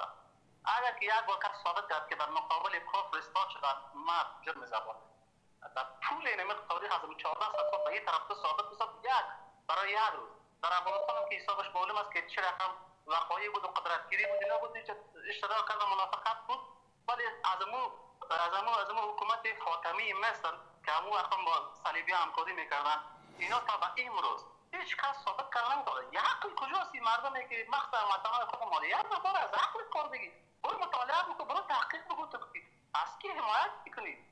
یعنی اخبار رو استاد انصاری به خدا نمی‌فهم که با اینا چی کنیم. یعنی پیش کلی خر یا سیل خواندن واقعا می رقم است. یعنی چه خبر باید ما از بر بگم صحبت اولی من میگم یک مقدار که توجه معطوف است، یک مقدار برنامه زیادتر شد تا باشه که خدا رحم کنه، یک مقدار این مردم بالاخره از کلیش واس شد، بالاخره بفهمن حقیقت رو بفهمن، حقیقت رو بفهمن که اصلا کی هستن و با کی طرف هستن، این کی از کی طرف میجنگه و اون کی از کی طرف میجنگه، اون همه بشناسید، بیاین کنار این رو بشناسید. یعنی زمانش هست، یعنی همه نگاه معطوف است، همه نظرات معطوف است، اینا رو باید معرفی بگیریم که روافض این مردم بشناسن که دیگه نگوین که اینا چیز اسلام هستن. بسیار تشکر استاد. تشکر از شما، زنده باشید، سلامت باشید. تشکر از شما، خدا نگهدارت.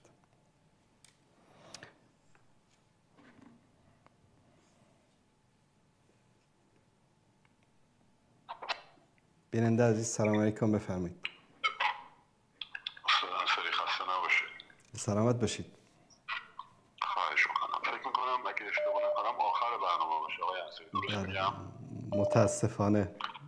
بفرمایید. بله خب پس من خیلی کوتاه میخواستم، مطلب یه مقدار زیاد بود، فقط خیلی کوتاه بگم. یه روزی من با شما تماس گرفتم آقای انصاری، بله، درباره اسرائیل با هم صحبت کردیم و من یه نگاه به قول معروف دوست داشتم انسانی داشته باشم و به شما گفتم اونا هم زندگی بکنن، فلسطینیان باشن، که الان اول خواستم بگم اشتباه کردم و 100% هم نظر با شما درباره شما یک مطلبی رو فرمودید اونجا، گفتید حمله تروریستی فلسطینی ها، اگر یادتون باشه. نه، من گفتم حمله 7 اکتبر حماس حمله تروریستی بود. تکرار میکنم. اما اینی که گفتم دولت صهیونیستی باید بمونه، به خاطر انسانی نگاه کردم. گفتم یهودیام هزاران سال اونجا بودن، اما الان میگم که نظرم اشتباه بوده. در مورد یه آدم بیگناه یهودی رو کاری ندارم، ولی همونطور که شما گفتین این دولت صهیونیستی باید از بین بره. نکته دیگه هم که جناب انصاری، حالا وقتم میدونم تموم شده، خیلی کوتاه بگم. آقای انصاری عزیز، جنگ ایران و اسرائیل در واقع جنگ ایران با دنیای غربه، با تمدن غربه. شما وقتی در طول تاریخ نگاه میکنید، در زمانی که ایران امپراتوری مشرق زمین بود، تماما خط مقدم جبهه شرق مدیترانه بوده. سوریه، قسطنطنیه، سوریه، اسرائیل، به قول معروف فلسطین، و تماما خط مقدم اینه. ایران کشوری است وسیع با منابع زیاد و عمق تاریخی و فرهنگی بزرگ. با این موشک‌ها اگه اتم هم میومد بغلش، اونا باید به یک ابرقدرت دنیای باستان و یه بار دیگه باید به عنوان ابرقدرت دنیای مدرن بهش سلام میکرد و اینا نمیخوان این کارو بکنن.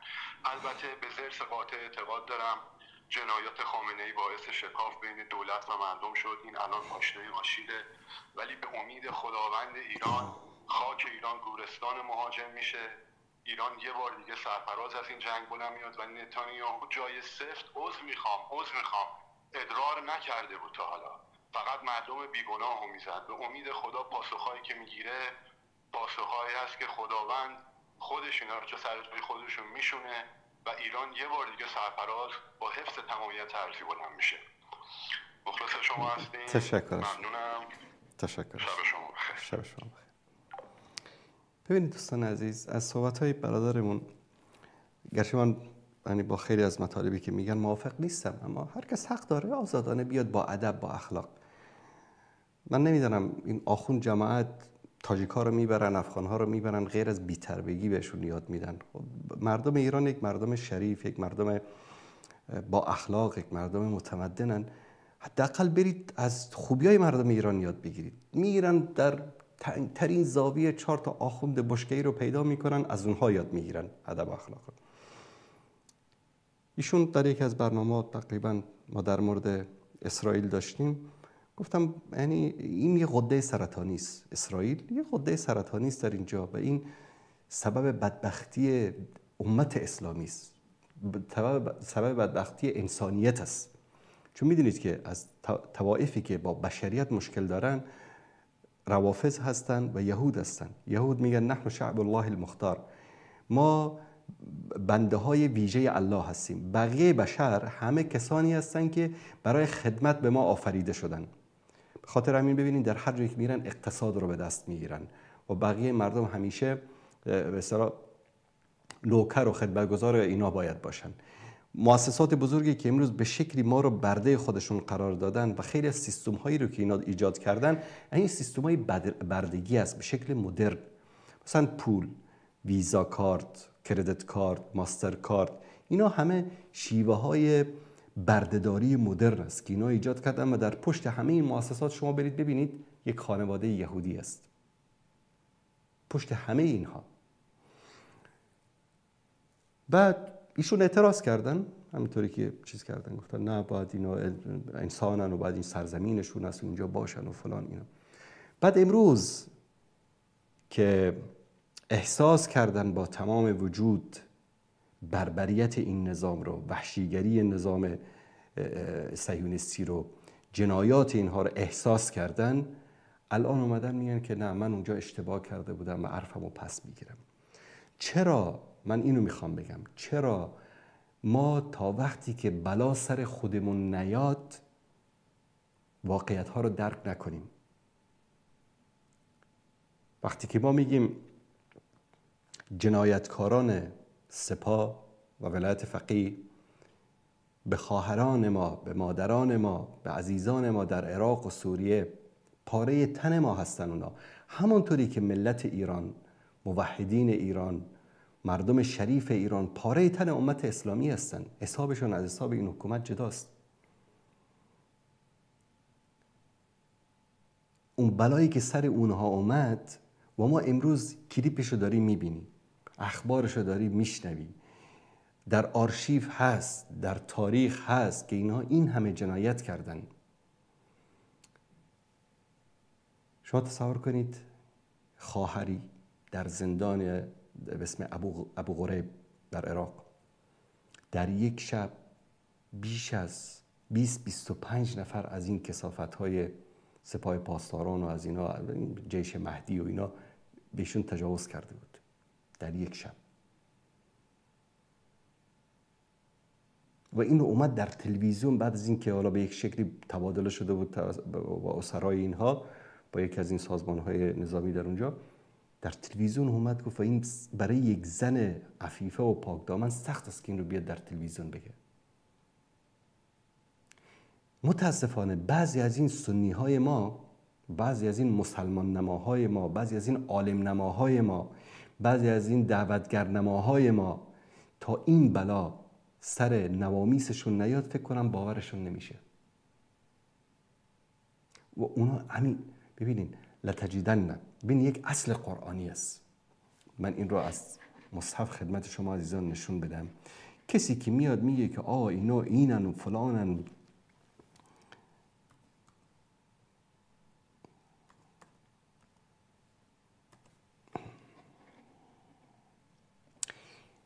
یعنی کسی که میاد میگه که نه ما باید در کنار اینها وایسیم، اینا مسلمانن، منکر آیه قرآن است.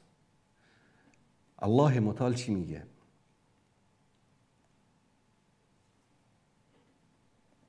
این رو من خدمت شما بیارم اینجا. دوستان نشون بدن. لتجدن اشد الناس عداوة للذین آمنوا، بدترین و شدیدترین انسانهایی که با مؤمنین عداوت و دشمنی دارن الیهود اول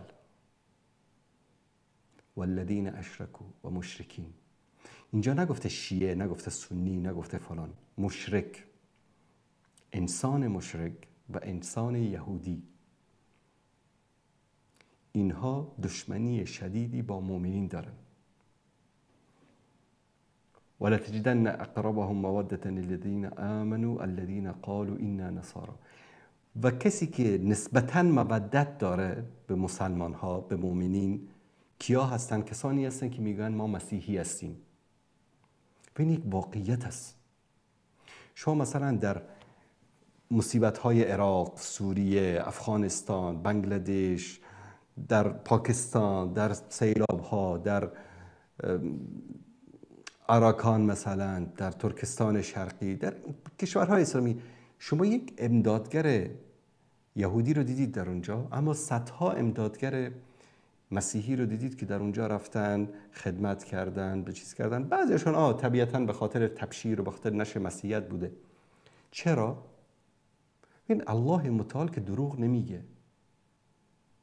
مشرکین مثلا الان میره بدترین دشمنان موحدین در افغانستان، در بعضی کشورها که همین صوفیای خرافی، صوفیای مشرک، همشون نه، صوفیای مشرک، همین قبر پرستا، مثلا صیفیا، مشرکینشون، اونایی که اعتقادات شرکی دارن، بدترین دشمن، نامشون هم سنی هستن، سنی میگن ما سنی هستیم، حنفی هم میگن خودشون، اما ببینید دشمن موحدین اونا هستن و دیگر یهود.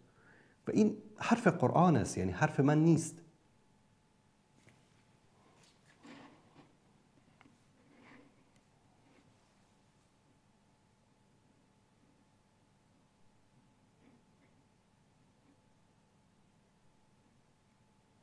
مثلا الان دوستی نوشته مشرک چی که یهود و نصاران باشد برای دفاع از اسلام، برای دفاع از اسلام و مسلمانان بجنگد، ما قبولش داریم. خب مثلا این دوست عزیز ما سوراخ دار رو گم کرده. اگر که ایران به خاطر دفاع از اسلام و مسلمان ها میخواست بجنگه، از بمباردمان و قتل عام مردم غزه تقریبا 2 سال گذشته، چرا امروز داره موشک میزنه تل آویو رو؟ چرا امروز داره میزنه؟ بعد از روز اول میزد. اگر از روز اول میزد شاید این همه مسلمان کشته نمیشدن در غزه. اما برای اونا کشته شدن مسلمان ها که مهم نیست، فقط چگونه سوء استفاده کنن از این، از داعیه فلسطین و به اصطلاح مسائل قدس و اسرائیل و فلسطین و از این مسائل سوء استفاده کردن است. بعد از 2 سال یادشون اومد که باید به اسرائیل موشک بزنن، چون وقتی که موشک خورد بهشون به خاطر دفاع از خودشون موشک زدن، به خاطر فلسطین نزدن. بیننده عزیز سلام علیکم، بفرمایید. سلام و رحمت الله. خسته نباشید آقای انصاری، شما خوبه؟ سلامت باشید، تشکر از شما. سلامت باشید. وقت داری اجازه هست یه ببخشید انتقاد البته از شما نه، از شخص شما، از برنامه‌تون. من هر دفعه زنگ میزنم براتون، بعد الان باز برنامه‌تون اصلا یک دفعه پیش هم برنامه زنده‌تون اصلا کردم، من اونجا تایید کردم عقیده‌تون نسبت به روافض یا هر کی که مشرک است. در افغانستان این میال خیلی از همین حنفیای خود اکثرا سر قبر میرن. درست. یعنی کسی که مشرک است، کسی که شرک به الله میکنه، فامیله شرک به الله میکنه، بحث جداست. اما بحث جنگ ایران و اسرائیل قضیه بین المللی، یک قضیه طبق قوانین بین المللی هیچ کشور حق نداره یک کشور دیگر بدون دلیل و بدون اینکه از اون کشور تهدیدی برش باشه حمله کنه. 100% موافق هستم با شما. فعلا از خودش دفاع میکنه، یک حمله دفاعی میکنه. اینجا نسبت ما حق میدیم به ایران، اما اینکه ما بگیم به ایران حق میدیم دلیلش این نیست که ما مثلا خدای نکرده ما رافضیستیم و داریم از روافض پیروی میکنیم. اینجا حق انسانی و حق قوانین بین المللی میگه که حق ایران است. این تمام جوابه بین المللی تا نمیشه 8 روز از جنگ طی شده، ببخشید 7 روز از جنگ طی شده تایید کردیم. من کاملا با شما موافق هستم برادر عزیز، در این شکی نیست. دقیقاً. حتی قرآن هم امین رو میگه، حتی قرآن کریم هم امین رو میگه که کسانی که مورد تجاوز قرار میگیرن فمن اعتدى علیکم فاعتدوا علیه بمثل ما اعتدى علیکم، کسی که به شما تجاوز میکنه شما به همون شکل جوابش رو بدهید. دقیقاً. اما یک انتقاد کوچیک از شما داشتم دفعه پیش، هفته پیش یک برادر زنگ زد و حاجی بوده هر چی بود نمیفهمم، روز چهارشنبه یک نظر مخالف نظر شما داشت و اینکه گفت باید از یا پیروی کن، نه پیروی کن با گفت ما در کنار یا بعد استاد چون یا از اسلام دفاع میکنن. این که از اسلام دفاع میکنن خیلی هر عاقلی میفهمه که هیچ حکومتی در دنیا فعلا از اسلام دفاع نمیکنه. همین گپ شما هم که پیشتر گفتی یک بیادر ما شما را گفت که چرا جهاد نمیره، خب الان زمینه جهاد فراهم نیست. ما پشت کی الان بریم جهاد کنیم؟ پشت کدام وجود نداره. شما گفتی آرزوی هر مؤمنی است، مثلا به شخص خود ما آرزویی است که بریم جهاد کنم، ولی خب اولا جهاد کسی نیست که ما بریم پشتش دست شات شیم بفهمیم شمشیر واقعی اسلام در دستش گرفته پشتش جهاد کنیم. این گپ شما 100% درسته، ولی خب شما بعد برنامه با گفتی که بعضی از احمق‌ها هستن که گپا را میزنن. من گفتم شاید یک مثلا لفظ خوبی نباشه، البته نه به اون نگفتم، نه به اون نگفتم، به اون نگفتم. منظور کسان دیگری بود که من بعد چیزاشون رو نشون دادم، یعنی پستاشون رو در اینترنت نشون دادم. منظور ایشون نبود. من بینندایی هستن که به من فوش دادن، رکیک ترین فوش ها رو دادن، من هیچ وقت جوابشون رو ندادم. اما بعضی که مثلا یک انسانی که عاقل هست، عالم هست، یکی حرفی میاد میزنه، میگه که امروز میگه هر کس که در کنار ایران ایستاد نشود منافق است. شما رو با خدا این حرف احمقانه هست یا نیست؟ نه خب با شما یک پس آقای انصاری که الان با این همه برنامه‌ای که مثلا شما و شبکه‌های مختلف چه عربی و چه میفهم شبکه‌های اهل سنت گذاشته، ای که اصلا تکلیف عقیده معلوم شده که عقیده حق با کیست. اصلا همین من میال دارمان زندگی میکنم، دارمان شما خودتان خبر داری خیلی از آلمانی‌ها مسلمان میشن. من حتی یکی رو با چشم خودم میشناختم که مسلمان شد، یک دختر بود بنده خدا مسلمان شد، خدا هدایتش کنه. 99% کسایی که در سراسر دنیا مسلمان میشن اهل سنت میشن. من یک استاد دانشگاه رو میشناسم، حتی چیزشان دارم، پیجشان دارم، استاد دانشگاه با تحقیق مسلمان شده، اهل سنت شده الحمدلله. این اصلا بحث عقیده جداست، این که به کلگی معلوم است. اما گفتم اینجا بحث حق است، قانون بین المللی است. اما یک انتقاد دیگه از شما دارم، شبم برفتی ما نمیفهمم. شما درباره مثلا تمام رسانه‌های دنیا فقط از کودکای فلسطین، از زنای گشنه فلسطین، از جنایاتی که در فلسطین میشه، از سوریه میشه حرف میزنن. من کاملا این کش موافقم، تمام رسانه‌های دنیا این میگن، اما تنها چیزی که اینا میاله در کل دنیا مردم چشمش پاک کرده است 20 میلیون گشنه افغان است، زن افغان، زن بیوه افغان، کودک افغان نان خوردن نداره. دمی زمان طالبا در سال فکر کنم 2018 بود یا 2019 بود، بیمارستان که انفجار دادن، اوج تمام نوزاد مردن، تا کودک مردن، نوزاد بودن، زنای حامله. هیچ وقت در رسانه مثلا اهل سنتی که فارسی زبان است ندیدم همچین چیزی رو نشان بدن یا از طالبان مثلا انتقاد کنن. این هم یک مثلا چیزی است که آدم میتونه برش بپردازه. و این که مثلا برادر عزیز دوست عزیز بیننده گرامی، در همین 3-4 سال اخیر شاید تندترین انتقادات رو ما داشتیم از عملکرد طالبان در هر زمینه‌ای، چه در زمینه منع تاثیر دخترها، در زمینه‌های مختلف.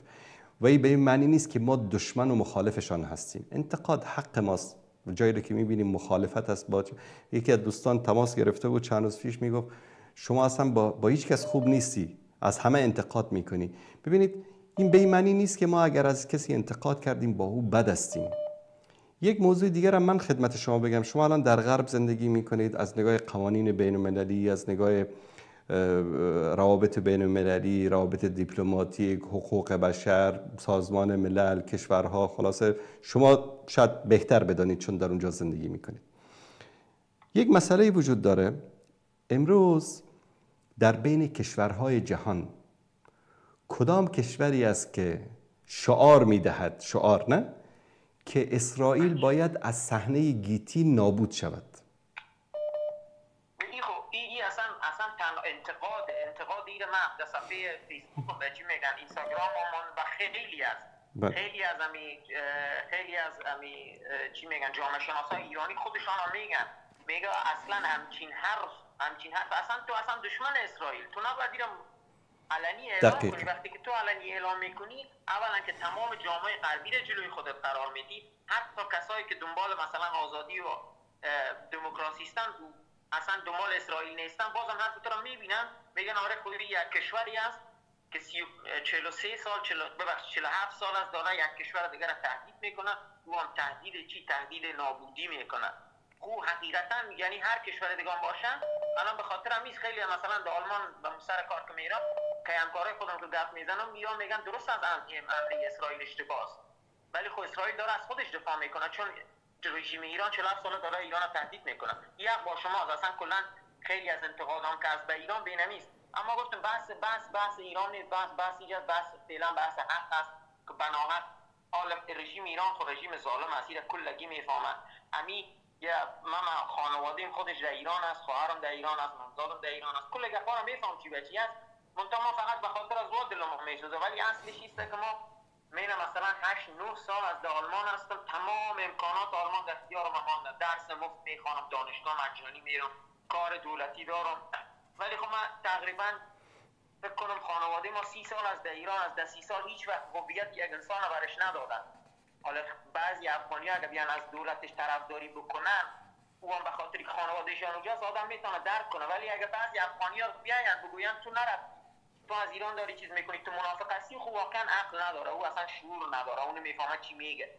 به خاطر که میگم هویت یک انسان، اگه ما مثلا 10 سال در اسرائیل زندگی میکردیم، از کسایی میفهمم هیچ جای دوری نمیرم، افغانای خود ما در اسرائیل هم یالا هستن، افغانای خود ما در اسرائیل هستن که مذهبشان عوض کردیم.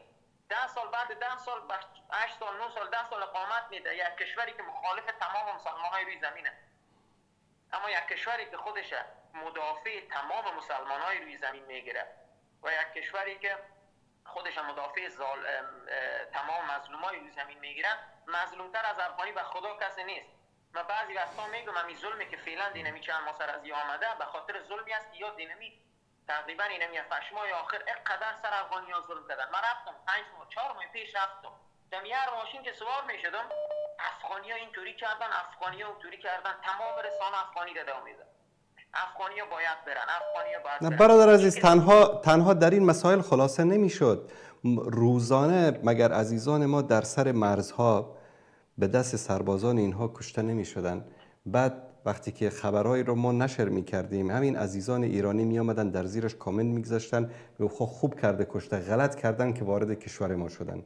امروز که مورد حمله قرار گرفتن، بعد چی میگن؟ میگن اسلام مرز نمیشناسد، باید همه مسلمان ها در کنار ما قرار بگیرن. خب دیروز مرز بود، دیروز جوان افغانی که به خاطر یک لقمه نان قاچاق میخواست وارد ایران شود، او رو تیرباران میکردین، حتی اجازه نمیدادین که مرده او را کسی بیاد از اونجا برداره. در اون زمان مرز بود، الان مرز نیست. دقیقاً با شما اصلا 1 سال هم نمیشه که یا 100 نفر کشتن. ما همونجا یک دونه پست ماندم در اینستاگرام، گفتم اصلا دور از اسلام و انسانیت و همسایگی این چیزا رو اصلا کلا روش خط میزنیم، یک چلیپا میمانیم، موسو میکنیم. کدام قانون بین الملل در دنیا اجازه میده یک انسان در کشور تو پناهنده شده؟ تازه ایران در چی میگن میره یک در کنوانسیون پناهندگی یک قانونایی که از ایران در زمان شاه ایر امضا کرده که اگر پناهنده در کشور ما آمد حق داره درخواست پناهندگی بده، من بررسیش میکنم، به امکانات پناهندگی رو میدم. ایران چیز کشور است ایر امضا کرده، اما بازم کدام قانون بین الملل و انسانیت اجازه میده که 100 نفر در سر مرز بکشی، تیربارانش کنی به خاطر که یا غیر قانونی وارد شدیم؟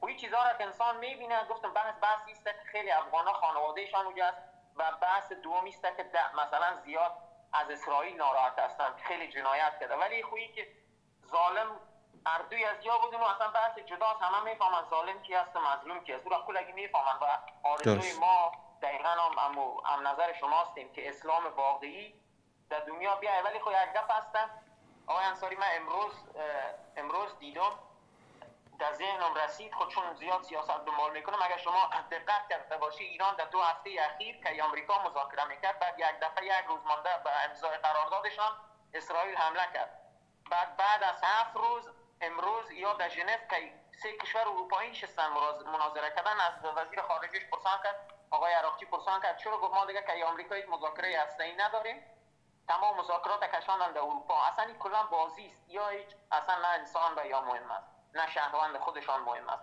وقتی که شهروند خودشان مهم نیست، چی به یا مهم نیست، باید کلگی بفهمن. درست. اونها یا دنبال فقط امتیاز هستن و اروپا در اینجا دستش خالی مانده بود از سیاست که ترامپ از اوکراین گرفت، معدنایش گرفت امضا کرد، و ترامپ میخواست ایران هم سمت خودش بکشه. یک دفعه اروپا کوکش کرد، گفت حمله کرد. وزیر خارجه کشور آلمان مستقیم گفت ما اگر اسرائیل به ایران هم حمله کنه ما پشتش هستیم، تا آخرین چی میگن کمک نظامی و مالی میکنیم. حمله کرد، ایران اصلا او کلا بازی بود. رو عراق کرد، آمده در زمین از یا کلش بازی است و موشکایی هم که یا میزنن به اسرائیل میخوره. خب این موشکایی هم که یا میزنن در اسرائیل میخوره. اسرائیل هم اگر دقت کرده باشی شما، اسرائیل بمباران آنچنانی نمیکنه ایران هم. اصلا بمباران آنچنانی میکنه. و اگر دقت کرده باشی ایران هم اسرائیل موشکای درست مثلا موشک بزنه، موشک آنچنانی نمیزنه که مردمش یا بمباره. اما اگر این کشور یک کشور سنی مذهب بود، در این 7-8 روز که این همه موشک اسرائیل خورده بود، مطمئن باش که فکر کن نصف مشاهرهایش که خاک یکسان میکرد. دقیقا ایره کلگی میفهمه، ولی خب بعضی ها که نمیفهمن میاین. خب بالاخره میگم شاید بعضی هاشون احساساتی هستن و بعضی هاشون اطلاع ندارن از این چیزا، دنبال نمیکنن که چی به چی از حقیقت در کجاست. حقیقت اینجاست از همون روزی که جمهوری اسلامی، ما دفعه گفتم از روزی که جمهوری اسلامی در منطقه ظاهر شد، از اون طرف 20 سال قبلش یا اسرائیل ظاهر کرده بودن، حقیقتش اینمی بود که یا میفهمن یا مثلا خیلی اتاقای فکر بالایی دارن. اتاق فکر از این یاد نمیست که اهل سنت پادشاهی 530 ساله عباسی را دارن، تمام دنیا زیر دستشان بود، فرهنگ، تمدن، علم، همه چیز از زمان عباسیان 530 سال حکومت کردن در زیر پرچم عباسیان. یهود و نصارا همه یا میفهمن که میگن اگه دست اهل سنت بدیم دوباره یا عثمانی را زنده میکنن یا که دوباره عباسیان را زنده میکنن. به خاطر همون کشورهای ما را خرد کرده و دفعات ما یک دانه شیطان بزرگ انداختن و ای که توسط شیطان بزرگ اسرائیل که اتم داره و شیطان بزرگ دیگه رژیم ایران میترسانه کلگی ده. این خیره کلگی میفهمی اصلا کسی که اصلا کوچکترین چی میگن از سیاست سردرگی گوشت کن میره میفهمه که سیاست چی به چیه. بازم مزاحم میکنم. تشکر از شما برادر عزیز. فرصت میدید گپ بزنیم. خدا خیرتان بده. سلامت باشید. تشکر از شما. ببینید عزیزان، یعنی دوست عزیز ما در شاید بعضی از موارد با ما مخالف هم باشه، برخلاف رأی نظر ما هم صحبت بکنه. امیدوار هستم کسایی که مخالف هستن بیان با ادب با اخلاق صحبت بکنن. ما شیعه باشه، حتی رافضی باشه، ملحد باشه، یهودی باشه، نصرانی باشه، گفتگو، بحث، بیان حق، جواب دادنش میشه که در یک فضای دوستانه صورت بگیره. ما تحمیل نمی کنیم نظراتمون رو برای هیچ کس. ما آنچه که فکر میکنیم حق است، حقیقت است، بیان میکنیم و اختیار به دست شما عزیزان است. بیننده عزیز سلام علیکم، بفرمایید. بله بفرمایید. سلام علیکم. علیکم السلام و رحمت الله. داملا خوبه؟ سلامت باشید برادر عزیز، زنده باشید. تشکر از شما. اول میخواستم که با شما تشکر کنم برای سخنهای بسیار زیبا، خوب، حقیقت. انشالله شما هستی که خب اسلام عزیز ما را به مردم حقیقت را بیان میکنید. انشالله منبر شما بسیار منبر برای ما عین زمان بسیار لازمه هست. خب دومین این پسر بچه گمراه که از تاجیکستان بودید، اسدالله چیرکک میگویم. اسدالله چیرکک حتی خودت میفهمی که معنیش درست. این همون برنامه های برادر محمد اقبال میبره، ایره همجا زده سر میکنم. این یک طرفدار رحمانوف، ایره همه این اسدالله گمراه، این بسیار خودش یک خیلی چیرکی نکه. همون میگن دیدگی ها پشایمان ندیدگی ها در آرمانی همون خیلی همون افشانه بینی با خوبتر است، بهتر است. خدا نشان ندهد.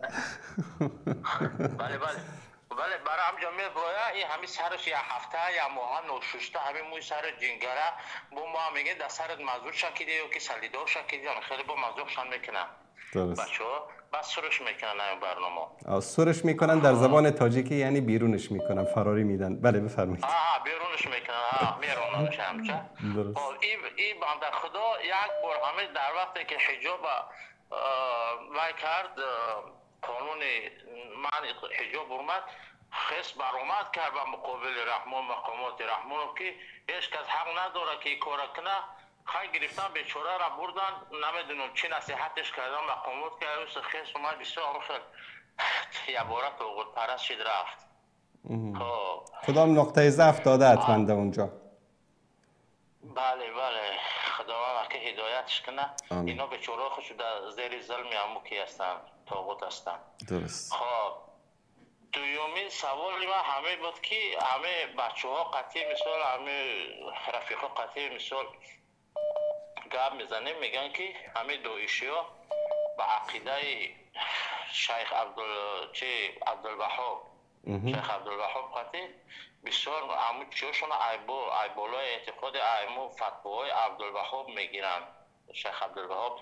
خب من میگم که چه خیلی میگه که همه خیلی کافرها را و حکم قتلش جایز میدونه این و خب میگم نباید که این خیلی باشه. نه میگه در چند کتابش همه خیلی آمدگی همه را کم در شهر میداده که همه شیخ عبدالوهاب محمد عبدالوهاب ابن عبدالوهاب چگونه همه انسان ها را کافرها را برای چی دستور مثلا برای چی همه در عموم همه داعشی ها مثلا همون فرموده های هوای مثلا همون ایرو کتاب های هوای عمل میکنن. باشه چشم. مفصل‌تر. چشم در این مورد صحبت میکنم. سلامت باشه. زنده باشید. تشکر شما. ببینیم برادر عزیز، در مورد این که محمد ابن عبدالوهاب فکرش و عقیدهش سبب ایجاد فکر تکفیری شده است یا فکر خوارج شده است، یک تهمتی است که مخالفین میزنن، مخالفین به محمد ابن عبدالوهاب. ببینید درست است که در زمان محمد ابن عبدالوهاب یک سری جنگ هایی بین کسانی که اتباع محمد ابن عبدالوهاب بودند و بین مخالفین صورت گرفته، اما در رأس این جنگ ها نه محمد ابن عبدالوهاب بوده و نه شاگردانش. اصلا به خاطر اینکه موضوع رو دقیق متوجه بشید، در اون زمان یک امارتی بود به نام امارت محمد ابن سعود که به نام امام محمد ابن سعود میشناسنش. یک امیر بود، امیر حاکم در یک جا، مثل رحمانوف، مثل کسای دیگه که در کشورها هستن. در منطقه نجد در اونجا این حاکم بود، امیر منطقه بود. محمد ابن عبدالوهاب یک عالم دین بود.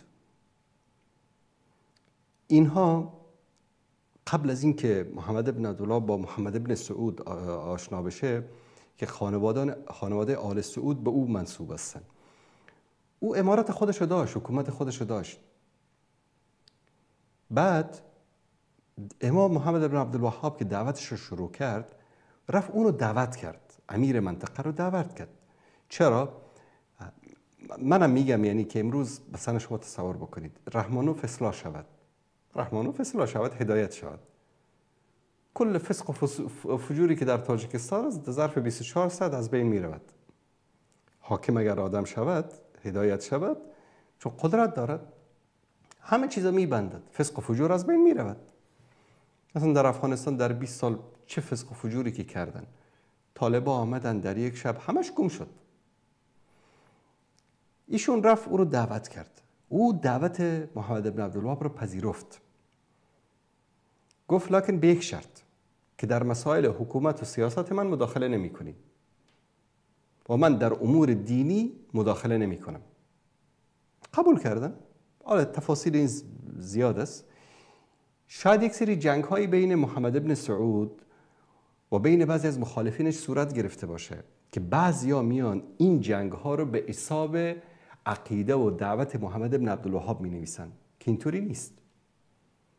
یعنی شما همه کتاب های محمد بن عبدالوهاب رو مطالعه بکنید، آنچه که میگه در قضیه تکفیر، مثلا آیا در اسلام تکفیر نیست؟ چطور نیست؟ هست. تکفیر هست، اما در چارچوب و حدود قرآن و سنت، طبق یک اصول، نه اینکه هر کس کافر بگه. که امروز داعش هر کس بدون دلیل و با دلیل کافر میگه. مثلا ابو محمد مدنی بلند میشه میگه انصاری کافر است، فاتح کافر است، این کافر است، اون کافر است، اون کافر است. این تکفیری است. این این داعشی است، این ربطی ندارد به محمد ابن عبدالوهاب. قرآن تکفیر در قرآن هست. لقد کفر الذین قالوا ان الله ثالث ثلاثه. کافر شدن کسانی که گفتن خداوند یکی از سه تا هست. تکفیر هست. در سنت پیامبر تکفیر نیست، هست. اما طبق یک ضوابط به شرایط است و هر عملی، هر عقیده‌ای، هر مسئله‌ای در دین که از ضوابط و اصول دین خارج شود و در غیر مکانش استفاده شود، چه در او افراد صورت بگیرد چه تفرید، سبب بدبختی می شود. داعشی ها، تکفیری ها آمدن در تکفیر غلو کردن، افراد کردن. عده هم آمدن طرف مقابل چی میگن؟ میگه یهود هم مسلمان است، نصارا هم مسلمان است، همه مسلمان است. حتی فرعون هم مسلمان بوده، مؤمن بوده، همه مسلمانند. هیچ کس در این دنیا کافر نیست. هر کس کار خوب میکنه مسلمان است. افراد، تفرید.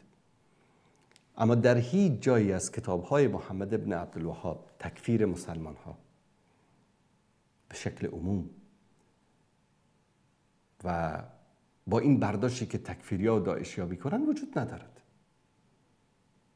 این خلاصه مطلب. اما بخوایم در این مورد مفصل صحبت بکنیم ساعت‌ها وقت می‌گیره و این برداشت اشتباهه که ما تکفیر رو مثلا بیایم چیکار بکنیم، متهم بکنیم که محمد ابن عبدالوهاب سبب فکر تکفیری شده. مثل این که من در جواب یک از دوستان گفتم مثلا مثل این که بگیم که در افغانستان همه حنفی بودن، احزاب جهادی هم حنفی بودن و طالبان هم حنفی هستن، اونایی که با آمریکا به اصطلاح اتفاقنامه امضا کردن اونها هم حنفی بودن. بعد بگیم این برادرکشی و این مصیبت هایی که در افغانستان به وجود آمد سببش مذهب حنفی است. این حرف عاقلانه ای نیست. چه ربطی دارد به امام ابو حنیفه؟ حالا اگر 4 تا سلفی فکر تکفیری در اونها ایجاد شد، آیا سببش محمد ابن عبدالوهاب است؟ نه خیر. البته برداشت نادرست از فکر محمد ابن عبدالوهاب همونطوری که برداشت نادرست از فکر امام ابو حنیفه، از فکر خیلی از علما و دعوتگران وجود دارد، سبب بعضی گمراهی در احزاب، در مذاهب، در انسانها امکان دارد که بشود. تا فرصت دیگر و تا برنامه دیگر که باز هم با شما عزیزان خواهم بود، امیدتان را به پروردگار متعال میسپارم. و صلی الله علی سیدنا و حبیبنا محمد و علی آله و صحبه اجمعین.